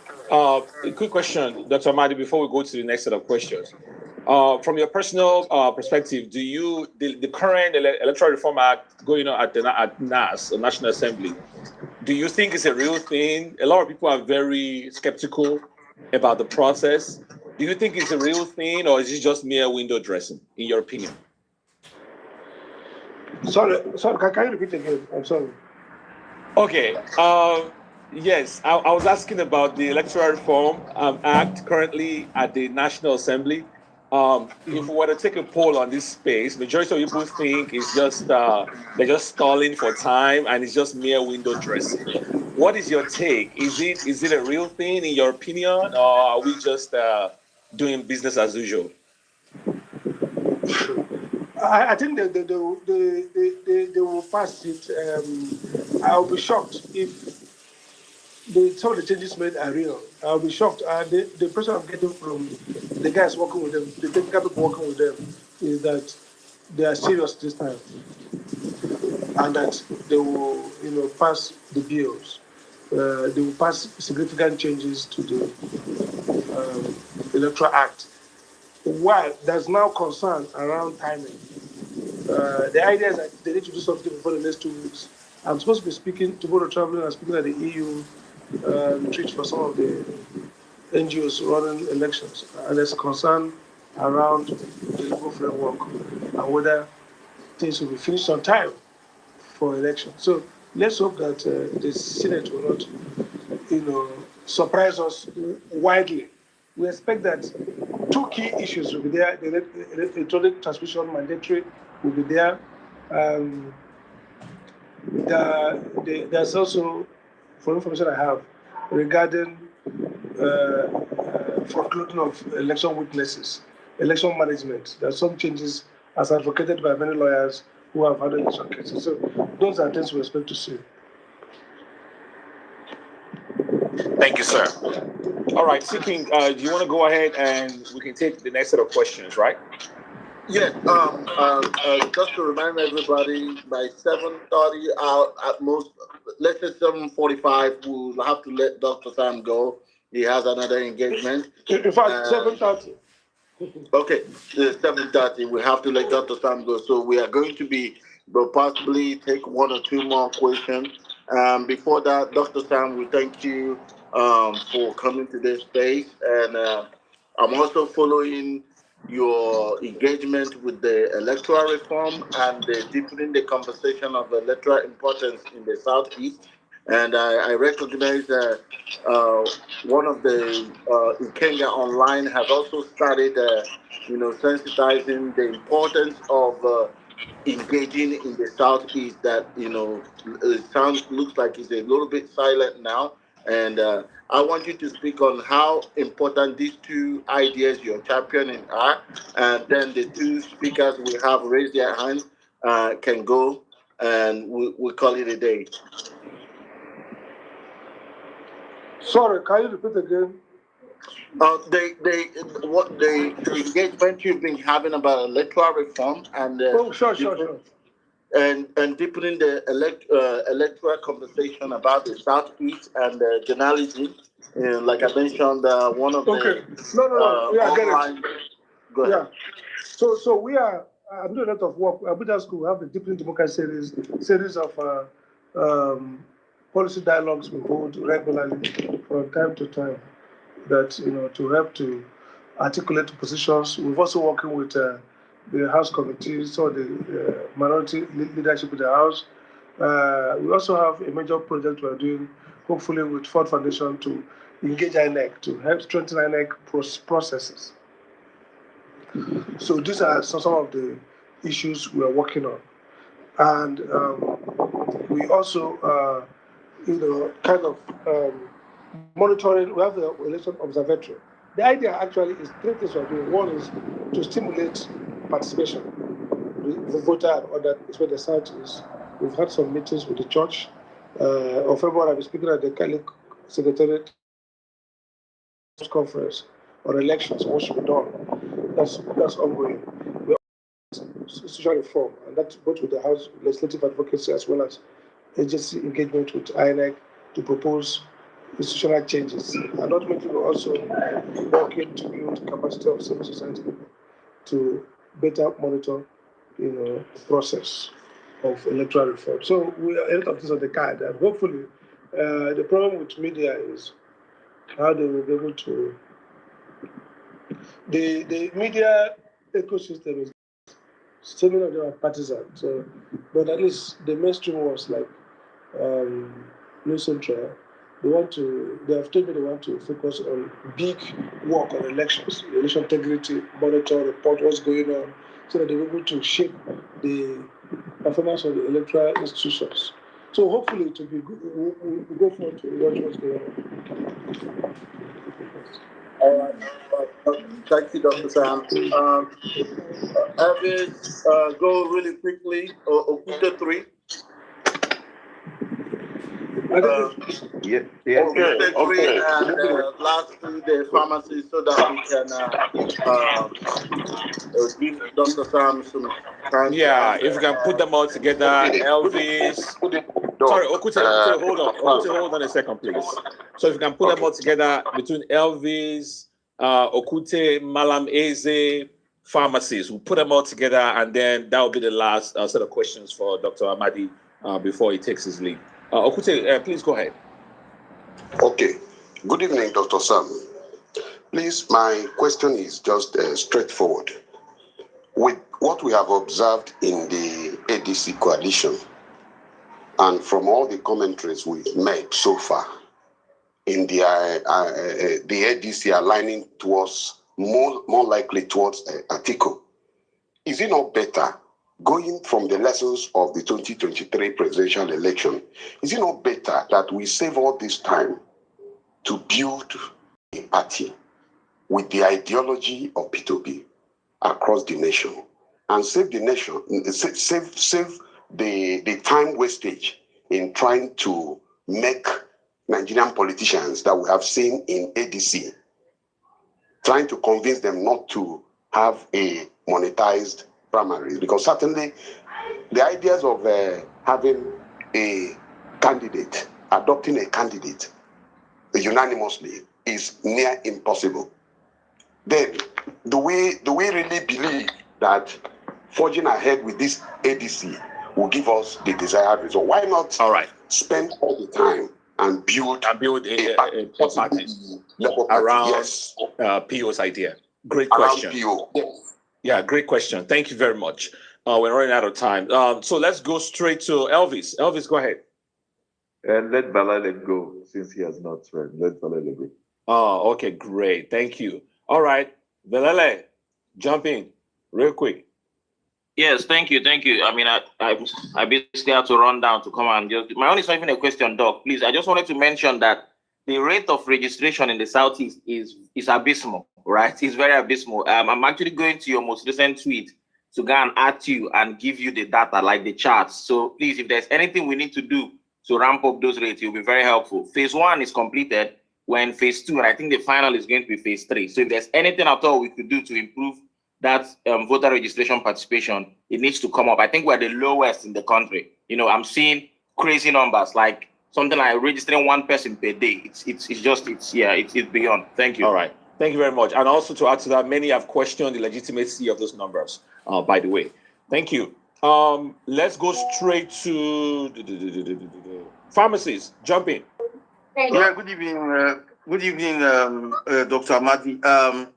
If you look at the last 2023 election, one of the problems we had was the northern vote and all that. And that's why most of the times we were seeking for this coalition with the ADC. Now, in the quest of selecting a candidate where the ADC opened a platform for registration and all that, and for them to close the platform, if they decide to go on the primaries and all that, the question is which of them will be suited, will be better for us, where the three position, for example, if they decide to go through a direct primaries, the integrity of the ADC party voters and all that is questionable. And if we decide to go for the direct primaries, we know fully well that indirect primaries, leaders are being given delegate forms, and there are no delegate election. Leaders are just handpicked and given delegate form to select their cronies and all that. So in such instances, an issue of consensus, in such instances, what will you advise us to really seek to follow? And secondly, in the process of the election per se, if we decide to get the election and all that, coupled with the fact that we know the shenanigans of this government and their tax issues and tax fraud that has come, and we know fully well that they are not going to pass any electoral reforms and all that, how can we mitigate what happened to us in Rivers State and in all other states where our result was so changed by INEC? All right. Great question. These are some quick questions I have. Awesome. Thank you very much. Final question, Madam Eze. Jump in. Yeah. So mine is a very quick one. So Dr. Amadi, thank you very much. I call you Professor, so I don't know why they are still calling you Dr. Amadi. Yeah, I've listened to you a lot of times, especially in Arise Television, very intellectual human being. So I'm very concerned with this our ADC, and it have left me asking if we're actually different from APC. So I wanted to see your opinion with respect to, featuring old leaders. When is this future? When they say that the youth are the leaders of tomorrow. So when is this tomorrow going to come? Because at every stage, a leader will tell you, people above 70 or thereabout will tell you that once we are done, we hand over to the youth. And then before you know it, as the youth are making efforts going in there, they say that they cannot actually compete because of the financial and other implications. So number one is when is this tomorrow? And what can the youth do so that they take over, Nigeria leadership, especially our case. which we can't compare to a US where we have over 70 years, other Western world where things are working. In Nigeria right now, we need somebody that is very active, agile, that will not rule by proxy or by surrogates. So the question is, when is this tomorrow for us, the youth, and how can we take it now? All right, thank you. Dr. Amadi, over to you. I hope you got all the 4 questions, but I was taking notes in case you need us to remind you any of them. Thank you. Please go ahead.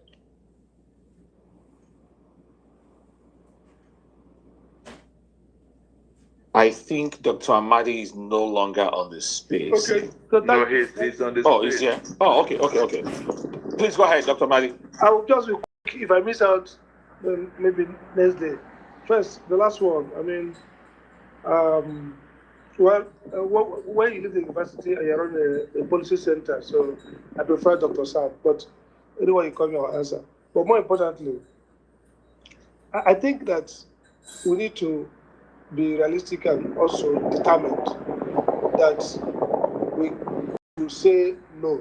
We can't take no for an answer. We will not accept. That's what we want Obi not to meet. It's a vehement declaration of commitment to change the country. And like she said, we need a vibrant person. We need not even just vibrant, but somebody whose real commitment is to the people, and to the issue of economic transformation, issues about poverty, healthcare, the amount of money being spent and wasted for things.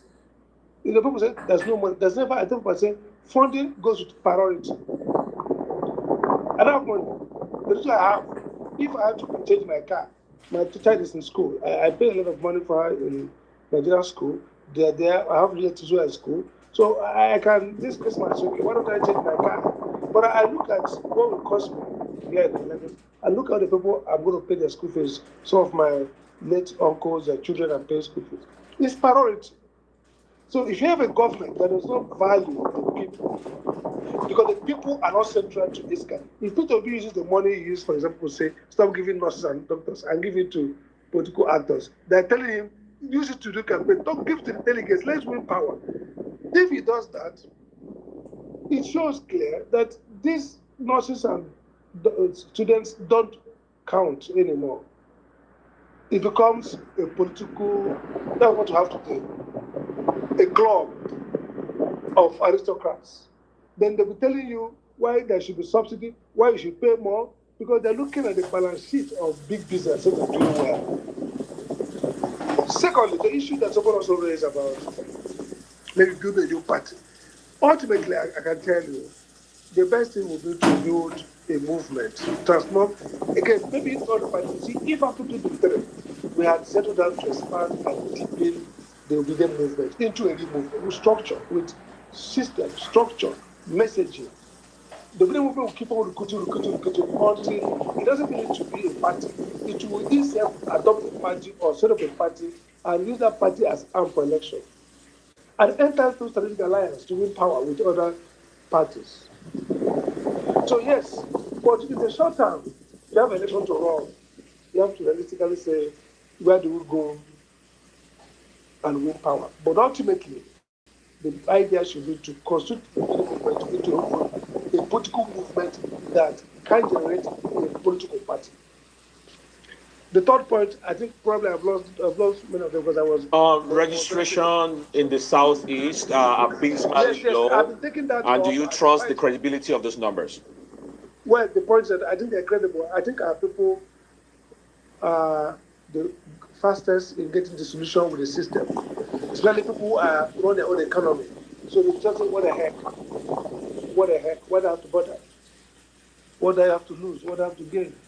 So the Southeast is that I want to speak to the CMO, the Catholic man, the Dean of Archdiocese, the Prince of the Catholic Bishop who invited me. And when I mentioned the last election, they were bullied, they were angry. They don't want to hear anything about it. They thought I was saying Tinubu won. I said Tinubu won by. They said no. So the people are angry. You need a lot of messaging to get them around to embrace the possibility that vote will count. As a part of what the Obidient movement to be doing, should do, is also to be involved in political campaign to say, people, don't get tired, get your place fight. So we need to work at that number, and I think there's some groups movement in that direction. The last one. Is there another one left? Yeah. Basically, you touched on it before about ADC's internal structures. Yes, it's evolving. Primaries. We keep engaging them and being insistent on getting the right thing done. Okay. Doc, let me quickly ask one final question. Sorry to. I want to go. One final question. Do you think the election will hold in November or next year, 2027? Great question. I don't know. I think it will hold when it used to hold before. I don't expect much change.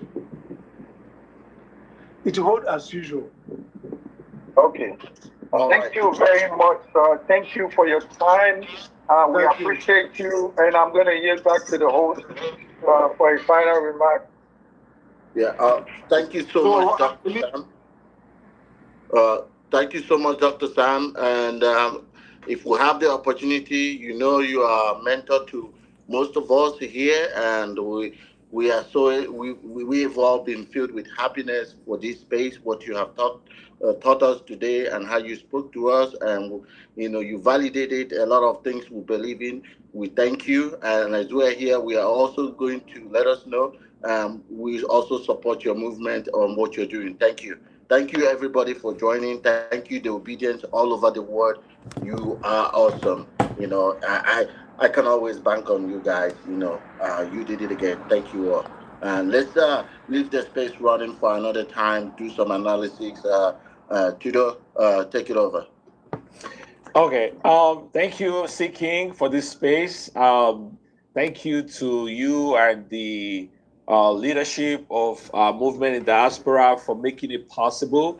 You know, I can't begin to imagine all the back channeling, everything that went into setting this up.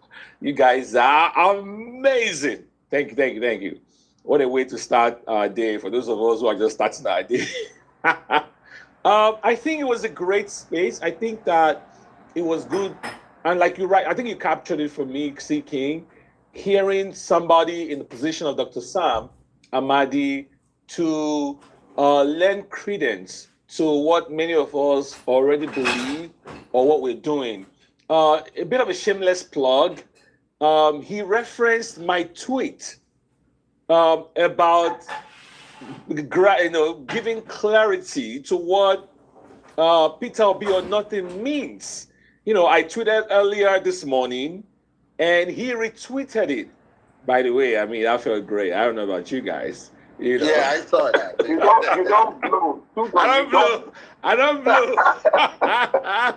Hey, but you see, that tweet, your tweet was up. I went through it like 3 times. I love the way you put it at Bolaji. That was beautiful, brilliantly said.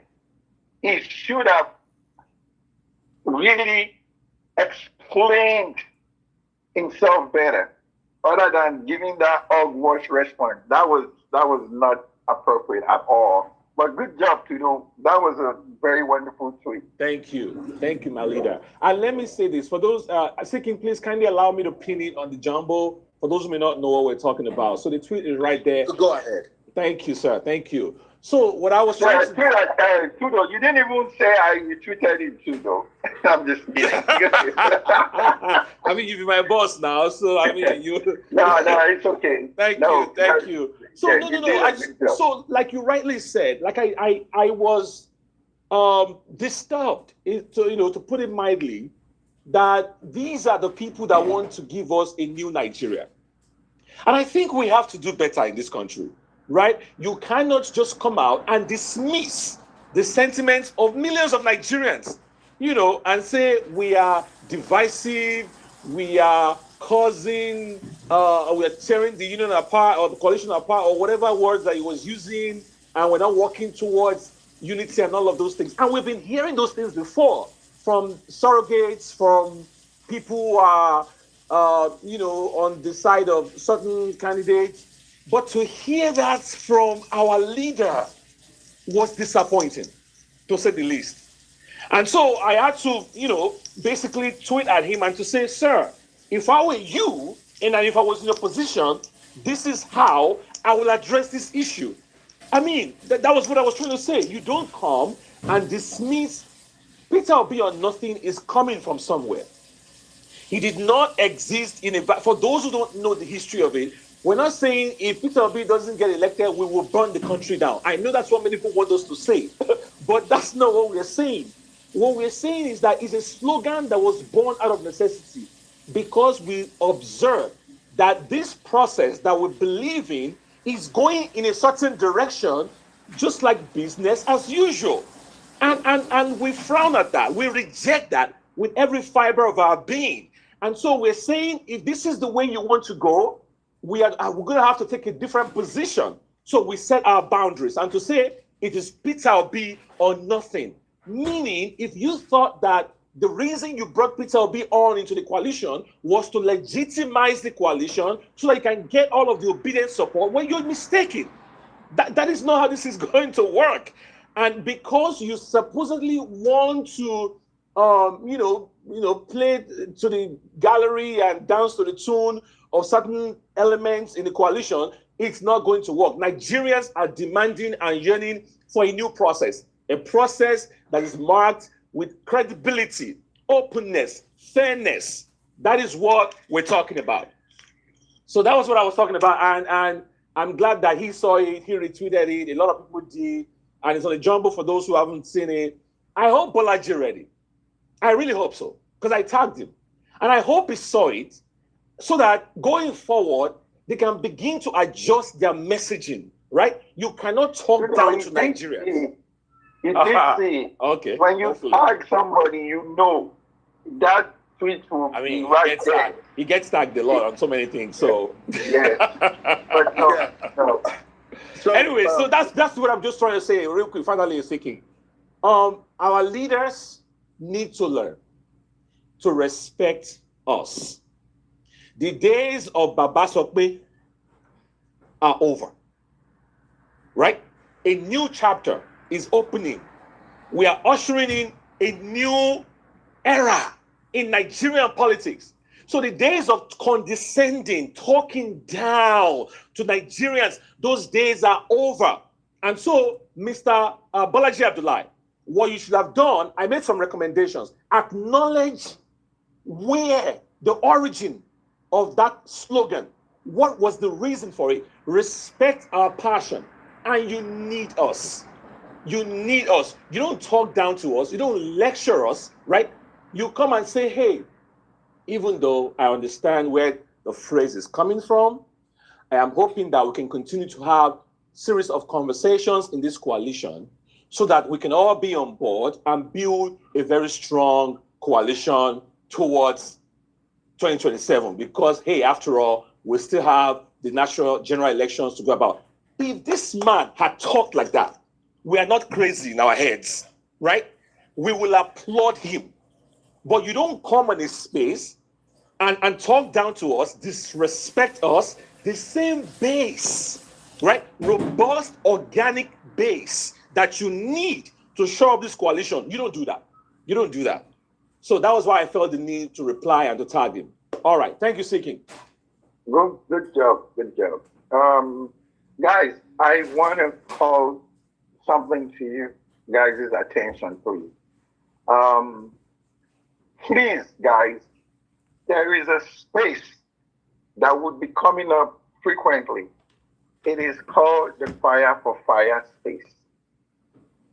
I beg of you guys, understand that that space is for Obidient, getting back at anybody that is trying to denigrate them or talk down on them or trying to change the narrative of what they believe in.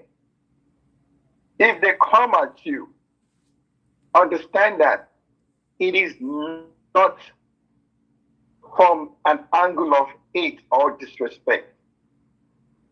Please kindly allow them vent and express their anger towards the status quo.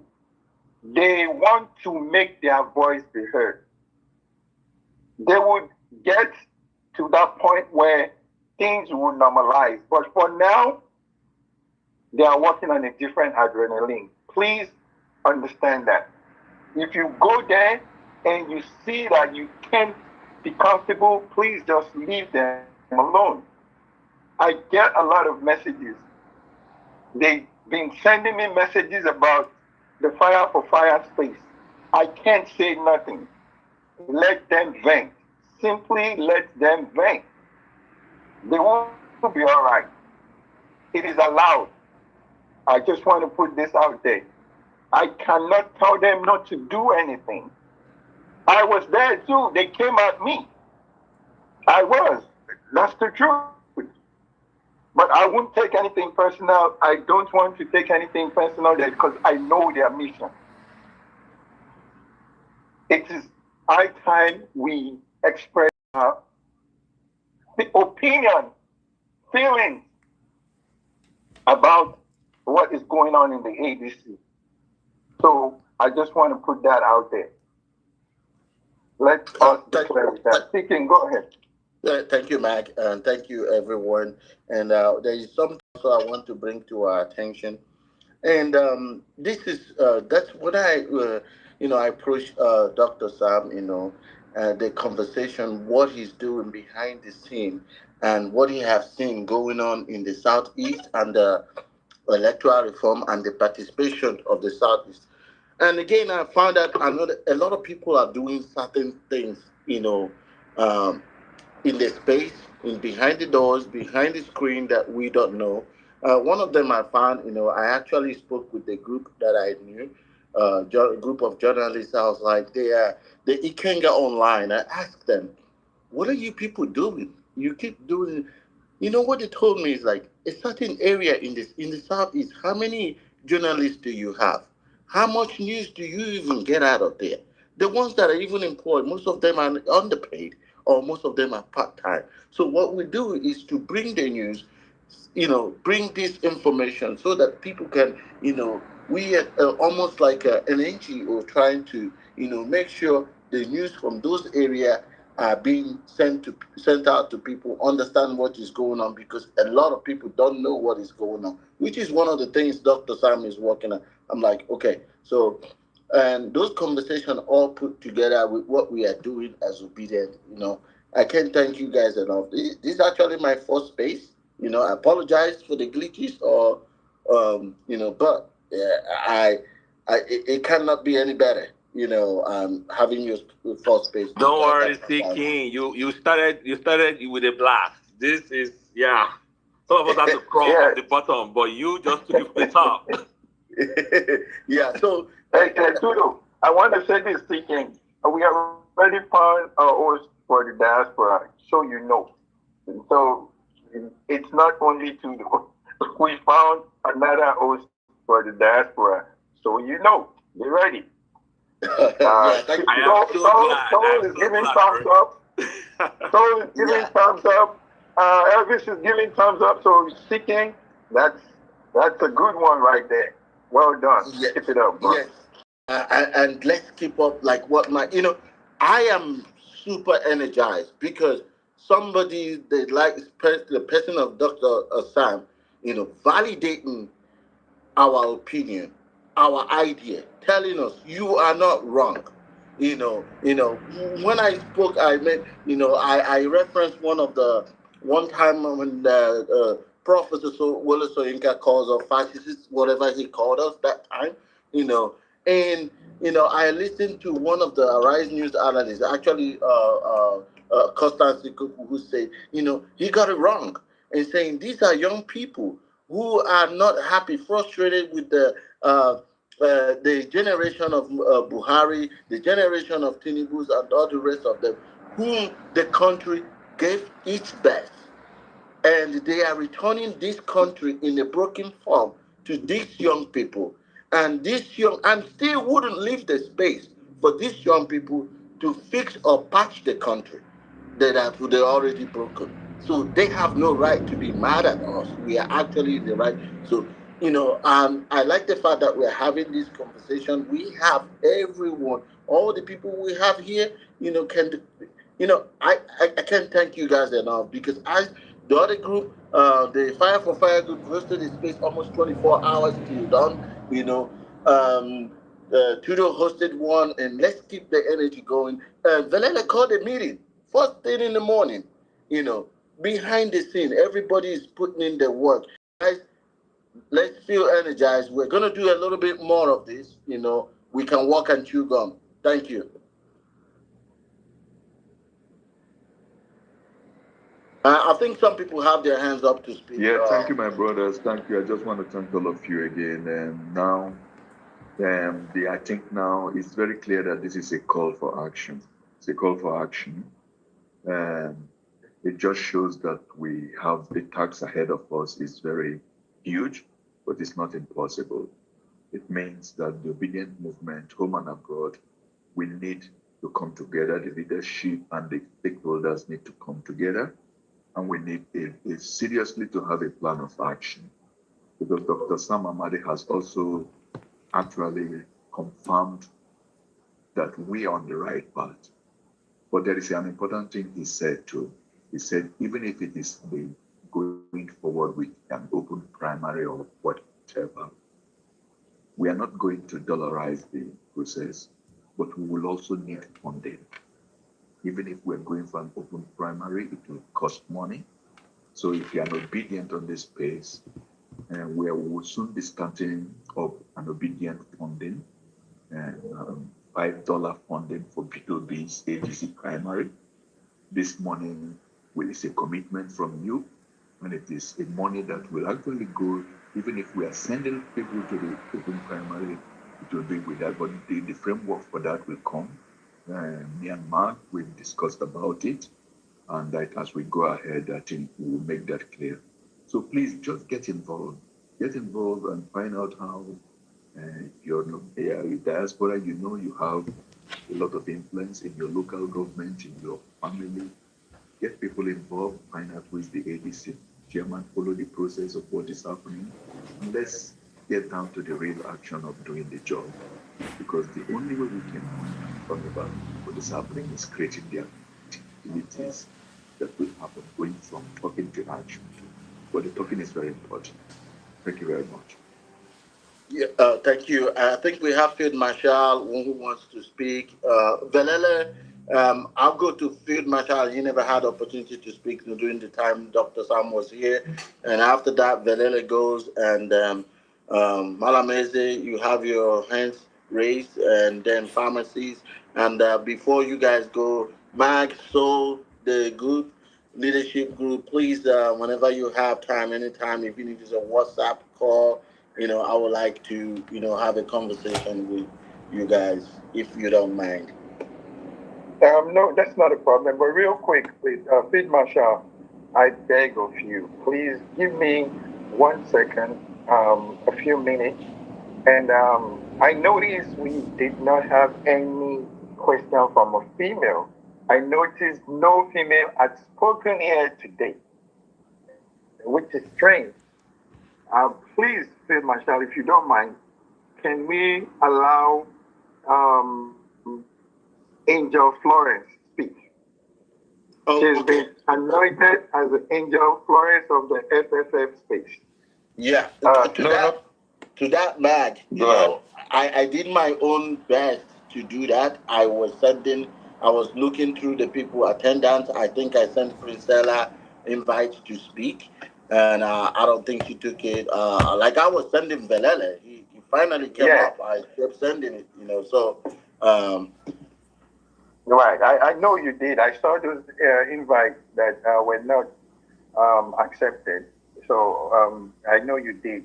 But now we have one female here. Please, let's hear from her. But here, real quick, before Angel Florence speaks, if you are in America, Canada, or Mexico, and you want to be part of the North American Obidient in Diaspora team, kindly DM me. Please DM me, and let's see how we can work together.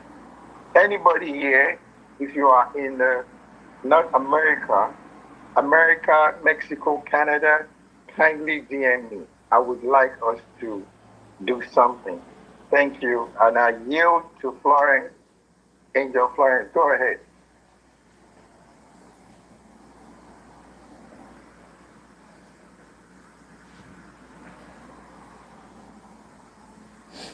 Okay. Good evening to everyone on the space. Can you hear me?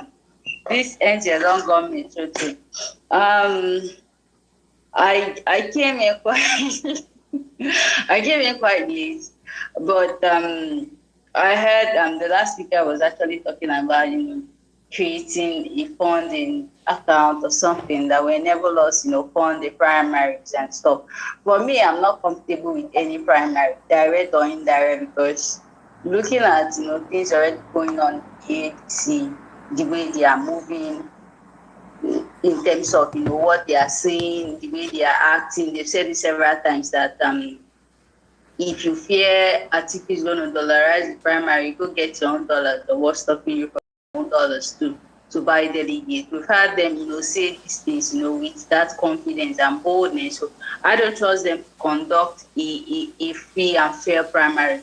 I'm not going to believe anything will come from ADC. That's to be honest. Then talking about going for the direct primaries, we've seen how they shortchange Obedience, preventing people from getting into the party. So either ways, whether direct or indirect, they are not going to give us anything reasonable. So for me, it's consensus. If they are not going to give us consensus to be or nothing, I think we should. It's high time we exit the ADC. That's my own thing. Thank you. Probably I'll come back later. I just wanted to say that.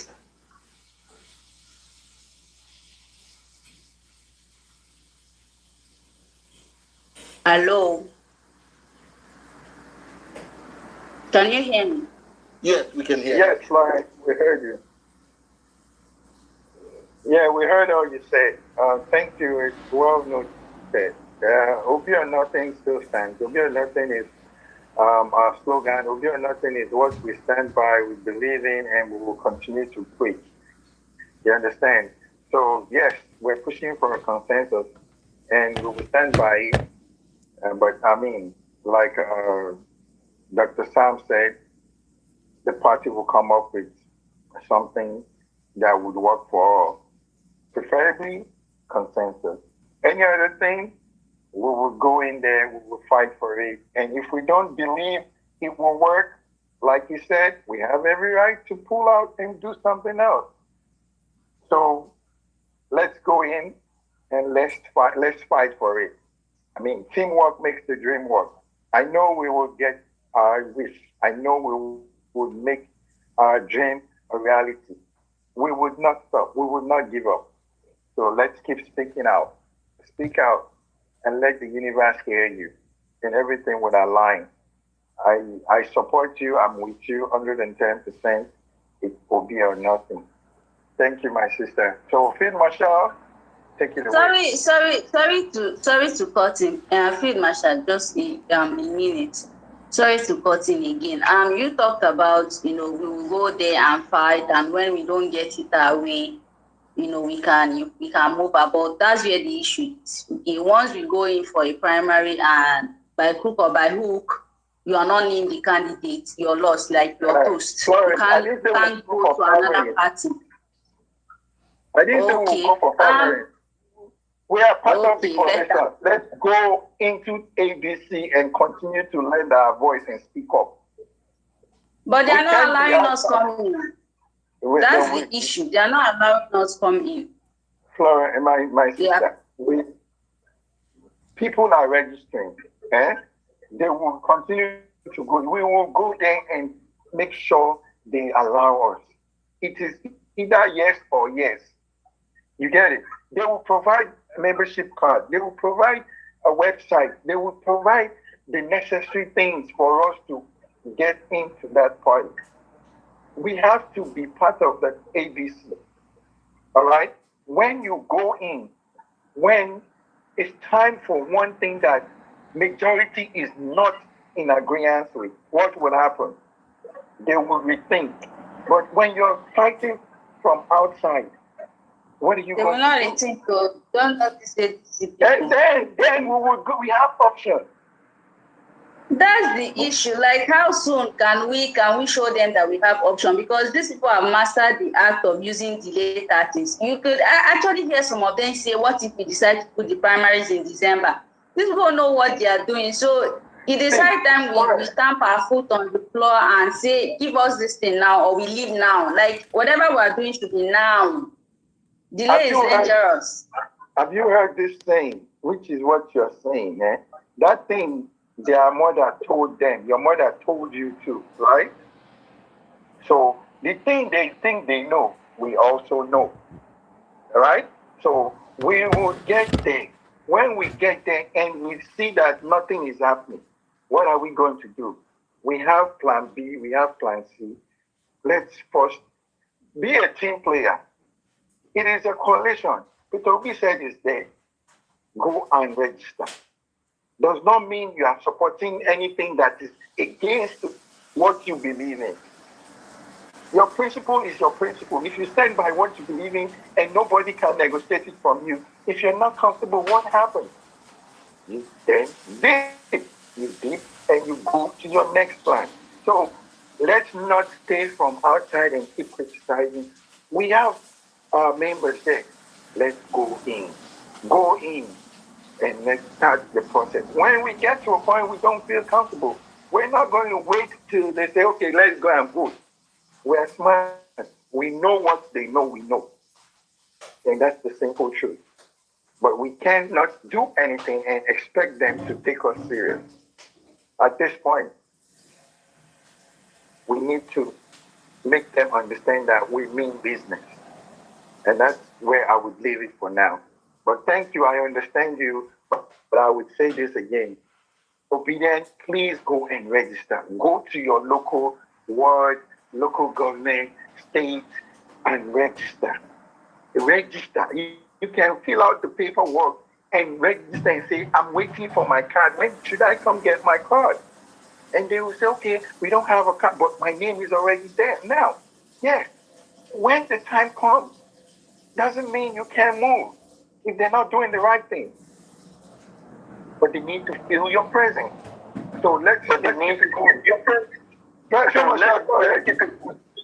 Let me come in here. This is not part of what I want to speak about, but we are on ground, and we know what is happening. There is no place you can just walk in, knock, and then you see an ADC officer. Don't even pick their calls. Phone number people who don't even reply messages. That's what we have. So this go to your word and go is fallacy. Let me use that word. It's a fallacy. So for me, I'm just waiting for the resolution of the committee that was set up. That is the registration and revalidation committee before I say anything on that. So let me just leave that, because this go to ADC and register. I think we're overflogging it. Obedients are ready to enter into the party, but the door is locked. Let me just leave it at that. So what I want to say is, please, this is a very big concern to me. Mr. Bolaji is a no-no. We need to act on him right now, because he has proven beyond every reasonable doubt that he's biased. So it's either he steps aside or they make other offices of his caliber so that we have people we can trust. We have Sam Amadi here. Let him be that there is another officer who is equal to Bolaji, who is a spokesperson that will speak our interests, because he's a red flag. I am telling you, the problem we're having is Bolaji, because he's an Atiku supporter. I don't want to mind his word anyhow. I've been watching him from the incept he became the spokesperson of the ADC. I've been watching his move, and I took it upon myself to study him. If you read the post I made to him directly, you will understand my pain. Mr. Bolaji needs to either step down or they appoint somebody else who will represent the Obidient movement or every other person who is not an Atiku supporter in the ADC. It's something that we need to start acting on. If we need to write a petition to the chairman and the secretary of the ADC, we need to do that. Because this Baba Sokwe party thing, I am tired of it. He doesn't give information to people that other than the Atiku people, and all his press statements are always against the Peter Obi and Obidient movement. Right from the inset, he's the first person that came to say, if Peter Obi is not entering the party, he should better leave. And he came again and he's telling me that the Obi or nothing issue is divisive, labeling the Obidient movement as a bad organization. It is wrong and it is unprofessional. So something needs to be done about it. And I know we have the voice to do something about it. It's either he steps down, another person takes the position, or they make a parallel office that will represent our interests within the NWC. And that is what I have to say. And he will see more of my statements going further, because he has not responded to any of them.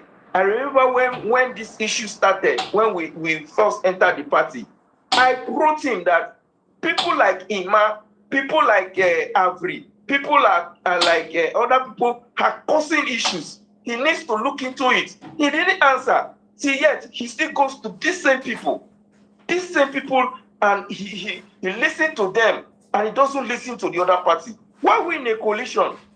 A political party is an organization that have diverse interests. So that two people are quarreling in a political party is normal. I don't have to agree with you. You don't have to agree with me. As long as my interest outweighs you, then my interest should be given consideration. And I know that the people who are calling for zoning, even if it doesn't have to do with Peter Obi, the people who are calling for zoning are more in this party.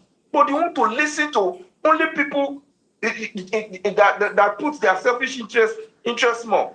So I am tired of Bolaji. I have been a member of the ADC even before it was announced as the coalition party. I have been a member. If everybody knows COP them, go and search for COP them. We have been a member of the ADC from the inception, even before the ADC was announced. So why are members of the political party being sidelined? Why? Brother Frederick, your point is well taken. Yes, sir. Your point is well taken. Bolaji is a transitional leader. Let's not give him the attention he does not deserve. He's a transitional leader. Let's use our energy on Obi or nothing and fixing our own house in order. And as we go through the process, you heard what Dr. Amadi said today. We're watching the process. We're very much represented there. So whatever he's doing right now, he's using his own heart to discredit himself in the Obidient movement, which he makes so fervently. But just understand that he is a transitional person in that position. He is. That's my own input to it. So that we do not allow him to take a lot of energy from us. Energy we will use in bringing more people to Obi or nothing. And you see the Obi or nothing thing is working. Nigerians have tuned into it. So let's go on with our evangelizing and telling Nigerians what we will bring to the table and why it is going to be Obi or nothing. And give ADC rope to tie themselves. That's what I feel. The process, we are watching it. Thank you, Councilman. One thing I wanted to add to that is I don't know if we should start, talking about the leaders who are not responding. I think I called my ADC local government chairman. He actually answered. He actually answered the ward chairman. He actually answered. I'm not talking about responses to certain questions, but he took the call and they listened to me and some other people that we had a conversation with them. I think the people who are not working, those are the people we need to find a way to, remove from the space and out of the system, because they could be ghost workers or whatever they call themselves. But like Evie said, let's channel a lot. We need to, give it more momentum, the energy that we have about the Obi or nothing. With that being said, I think Velele has been waiting. Councilman, you finished, right? Can I give it to Velele now? All right, go ahead, Velele. Yes. So I think I don't even have much to say, because I think we were on space with Jagun earlier in the day. But I just wanted to appreciate. Okute, please mute your mic. I'm getting like echo. Not echo, rather the wind. Okay, yeah. So yes, I wanted to appreciate the setting up of this space to bring someone like the doc to come on. I really wish I was on here just a little bit earlier, because I wanted to really stress that point about getting the southeastern political, traditional, and even religious leaders to get involved in sort of like re-energizing the people of the southeast to say, 2027 is going to be different, right? Everybody's going to have their results. It's not going to be uncoordinated like it was in 2023, right? We are basically, if INEC is calling their results, the rest of Nigeria would have their own results in hand. Now, of course, we're not saying our own results will replace INEC's one, but, it will be in such an organized fashion that INEC will not be able to bobo you and say, we have pulled out 60 million votes from a place where, the terrorists have literally told Tinubu's government, don't come near this place, it's our territory. So that will not happen in 2027, right? So please, if you are influential in any way and you can speak to some of our leaders in the Southeast and any other area where people have generally given up hope, please tell them, right? 2027 is going to be different. One of the mind games that people in incumbency try to play, especially when rigging is their only forte, right, is they try to discourage people from coming out to vote. When people, fail to come out to vote, you have like 2-3 people, and then those people can then be bought with gala and mineral, right, because they are few. And then, of course, if they refuse to accept gala and mineral, we can deploy a few thugs to come and scatter them. But if you don't move like that, right, if a lot of you come out to the polling units, and all eyes are on that particular operation, it moves very, very smoothly. How many thugs are they going to mobilize to come and scatter you when you're a crowd of 400 or 500 strong? How much are they going to share, when you're a crowd of 500 strong and, you people are actively chanting your, OB 75, OB, 200 and that.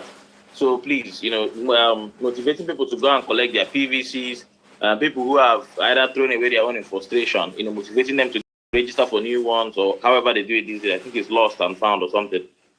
Basically, we need to get our people energized and mobilized to make sure that the turnout in 2027 will be really massive. And I'm saying all these things to say that I know that when campaign season kicks off and Obi grabs the mic, that guy is like he's like to some people. I'm sure when he starts speaking, everybody will start scrambling to register, and then INEC will start doing the stupid thing they do where people's PVCs end up in the gutter.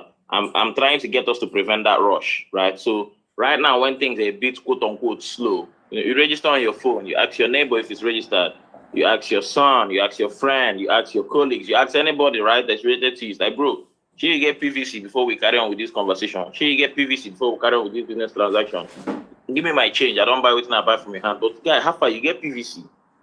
On and on and on, so that we keep those conversations in circular, so that when the campaign season starts and Obi starts to inspire people again, these are already people that have PVC in hand and they can go out there and execute.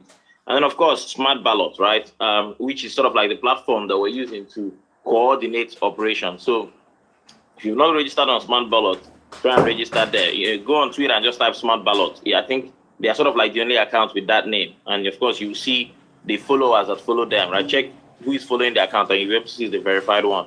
Join on there and start organizing within your polling units, right? Let's encourage people. 2027 is that year, right? It's that year when we take back our fatherland and set the fatherland back on the right track. It is actually that year. Let's not lose hope. And with respect to ADC, I mean, for me, I'm not too worried about them because our principal is still there, right? I'm sure he knows what he's doing. But of course, right now the ball is in their court. As Malam rightly mentioned, they can either choose to do the right thing by Nigerians, or they can choose to become APC 2.0. We're hoping they will not be APC 2.0, right? People who just grab power for power grabbing sake, that will just be senseless. We're hoping they'll do the right thing for equity, fairness, and justice. But hey, it's yet to be seen. But while all that is happening, if you can register at the party level, register. But my own push is primarily for PVCs, right? First-time voters, the youngins in universities, the youngins in SS2, SS3. I don't know what ages they're in those classes these days. But once you're 18 and above, you need to have this PVC something, right? Complete the online one. And then when you make out time, do the going to the INEX to complete biometrics one. It's a very, very serious push.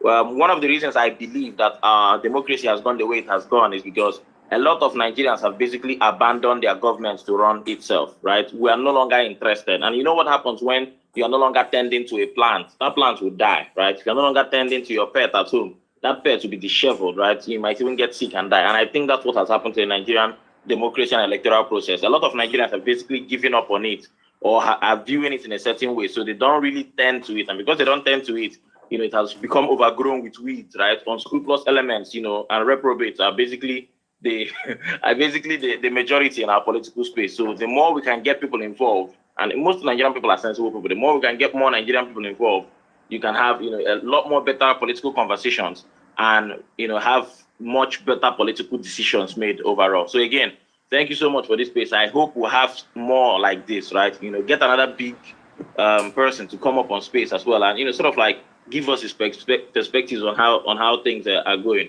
And yes, in signing out, it is still P2B or nothing. Please, in the morning, in the afternoon, in the night, nobody's going anywhere in this part, right? We are in the coalition, and inside that coalition, it is P2B or nothing. Thank you so much. Thank you, Valele. Let me ask you, Valele, can we dedicate or run a space dedicated to this campaign of PVC? Is it possible? Yes, I think so. Has one every Wednesday. I think it's fortnightly. I can't remember. It's either fortnightly or every week. I think it's one of the two. But I think he has one. So maybe when he speaks, he will speak about it as well. I think there's already an ongoing we can like build that. on Yeah. that. What Solo already has. Let's magnify that conversation. Go ahead. Okay, thank you. I'm actually done. I think maybe okay. So sorry. So please go ahead.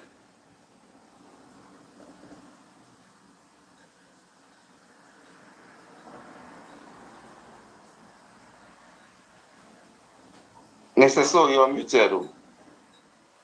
Sorry about that. I was saying, I think Famsi had his hands up before me, but unless you just want me to respond to that, then I could come back. It's up to Famsi. Famsi, what do you think? I don't think he's here. Famsi. Okay, I'll just go then. Yeah, sorry, Mr. So yeah, before you go, I just saw that Engineer Vin is on the space. So Engineer Vin, please, I don't know, voter registration in Abia State is abysmal. You've seen the numbers. I'm going to make a tweet and tag you, right? I just want to mention that. I'm telling everybody that I meet. Voter registration in Abia State is nothing to write home about. I don't know what's going on with the numbers. Yeah, I have no idea. Yeah, thank you. Yeah. Okay, so I think the first thing is to address two issues from what Dr. Sam Amadi said. Dr. Sam Amadi is a political genius when it comes to, analyzing stuff, and we should be proud that he's an obedient. So when he talks, I think we should really listen to what he's saying and probably get some insights from it in terms of how we should move. Because these are people that have done this thing and studied it, and they know exactly what they're saying, One of the key things that he said was, there's no registration happening anywhere. Are they waiting for things to be refined? New signatures coming in and new things happening. So technically, there's really no need to panic. And he said that. He said we have time, And when he says we have time, they must have calculated certain things that need to be happening now and things that needs to happen when things kick off. Sometimes we react to stuff, which is okay, but I think if we respond more to the sounds of times, we might get leverage. And what I mean by that is, if there's no registration going on, then we have to figure out, like Elvis said, get to action as Obedience, because we have a function. Ours is not just to, do what we need to do and, call people out and do all the great stuff. We still have a purpose to serve for the movement and a purpose to serve for PO, which is we need to get people registered to vote. And yes, we're already doing that on ground, and we're trying to push that through the spaces we have every Wednesday, actually called PO Space. It's all about that. It's all about letting people know what is happening on a weekly basis. Is it registration? Last week we talked about PVC. There's even an Obidient campaign going out there, paying for money to go out paying for people to go and get their PVCs with evidence, because that is our function.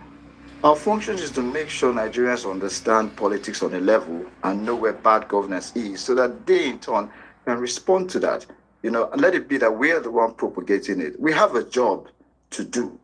Our job is not just to query everything and, really, really call people out. But at the end of the day, majority of us need to get on the ground and get people voting, get people ready. When the registration starts, that is the key thing that we hope we can do as Obedience.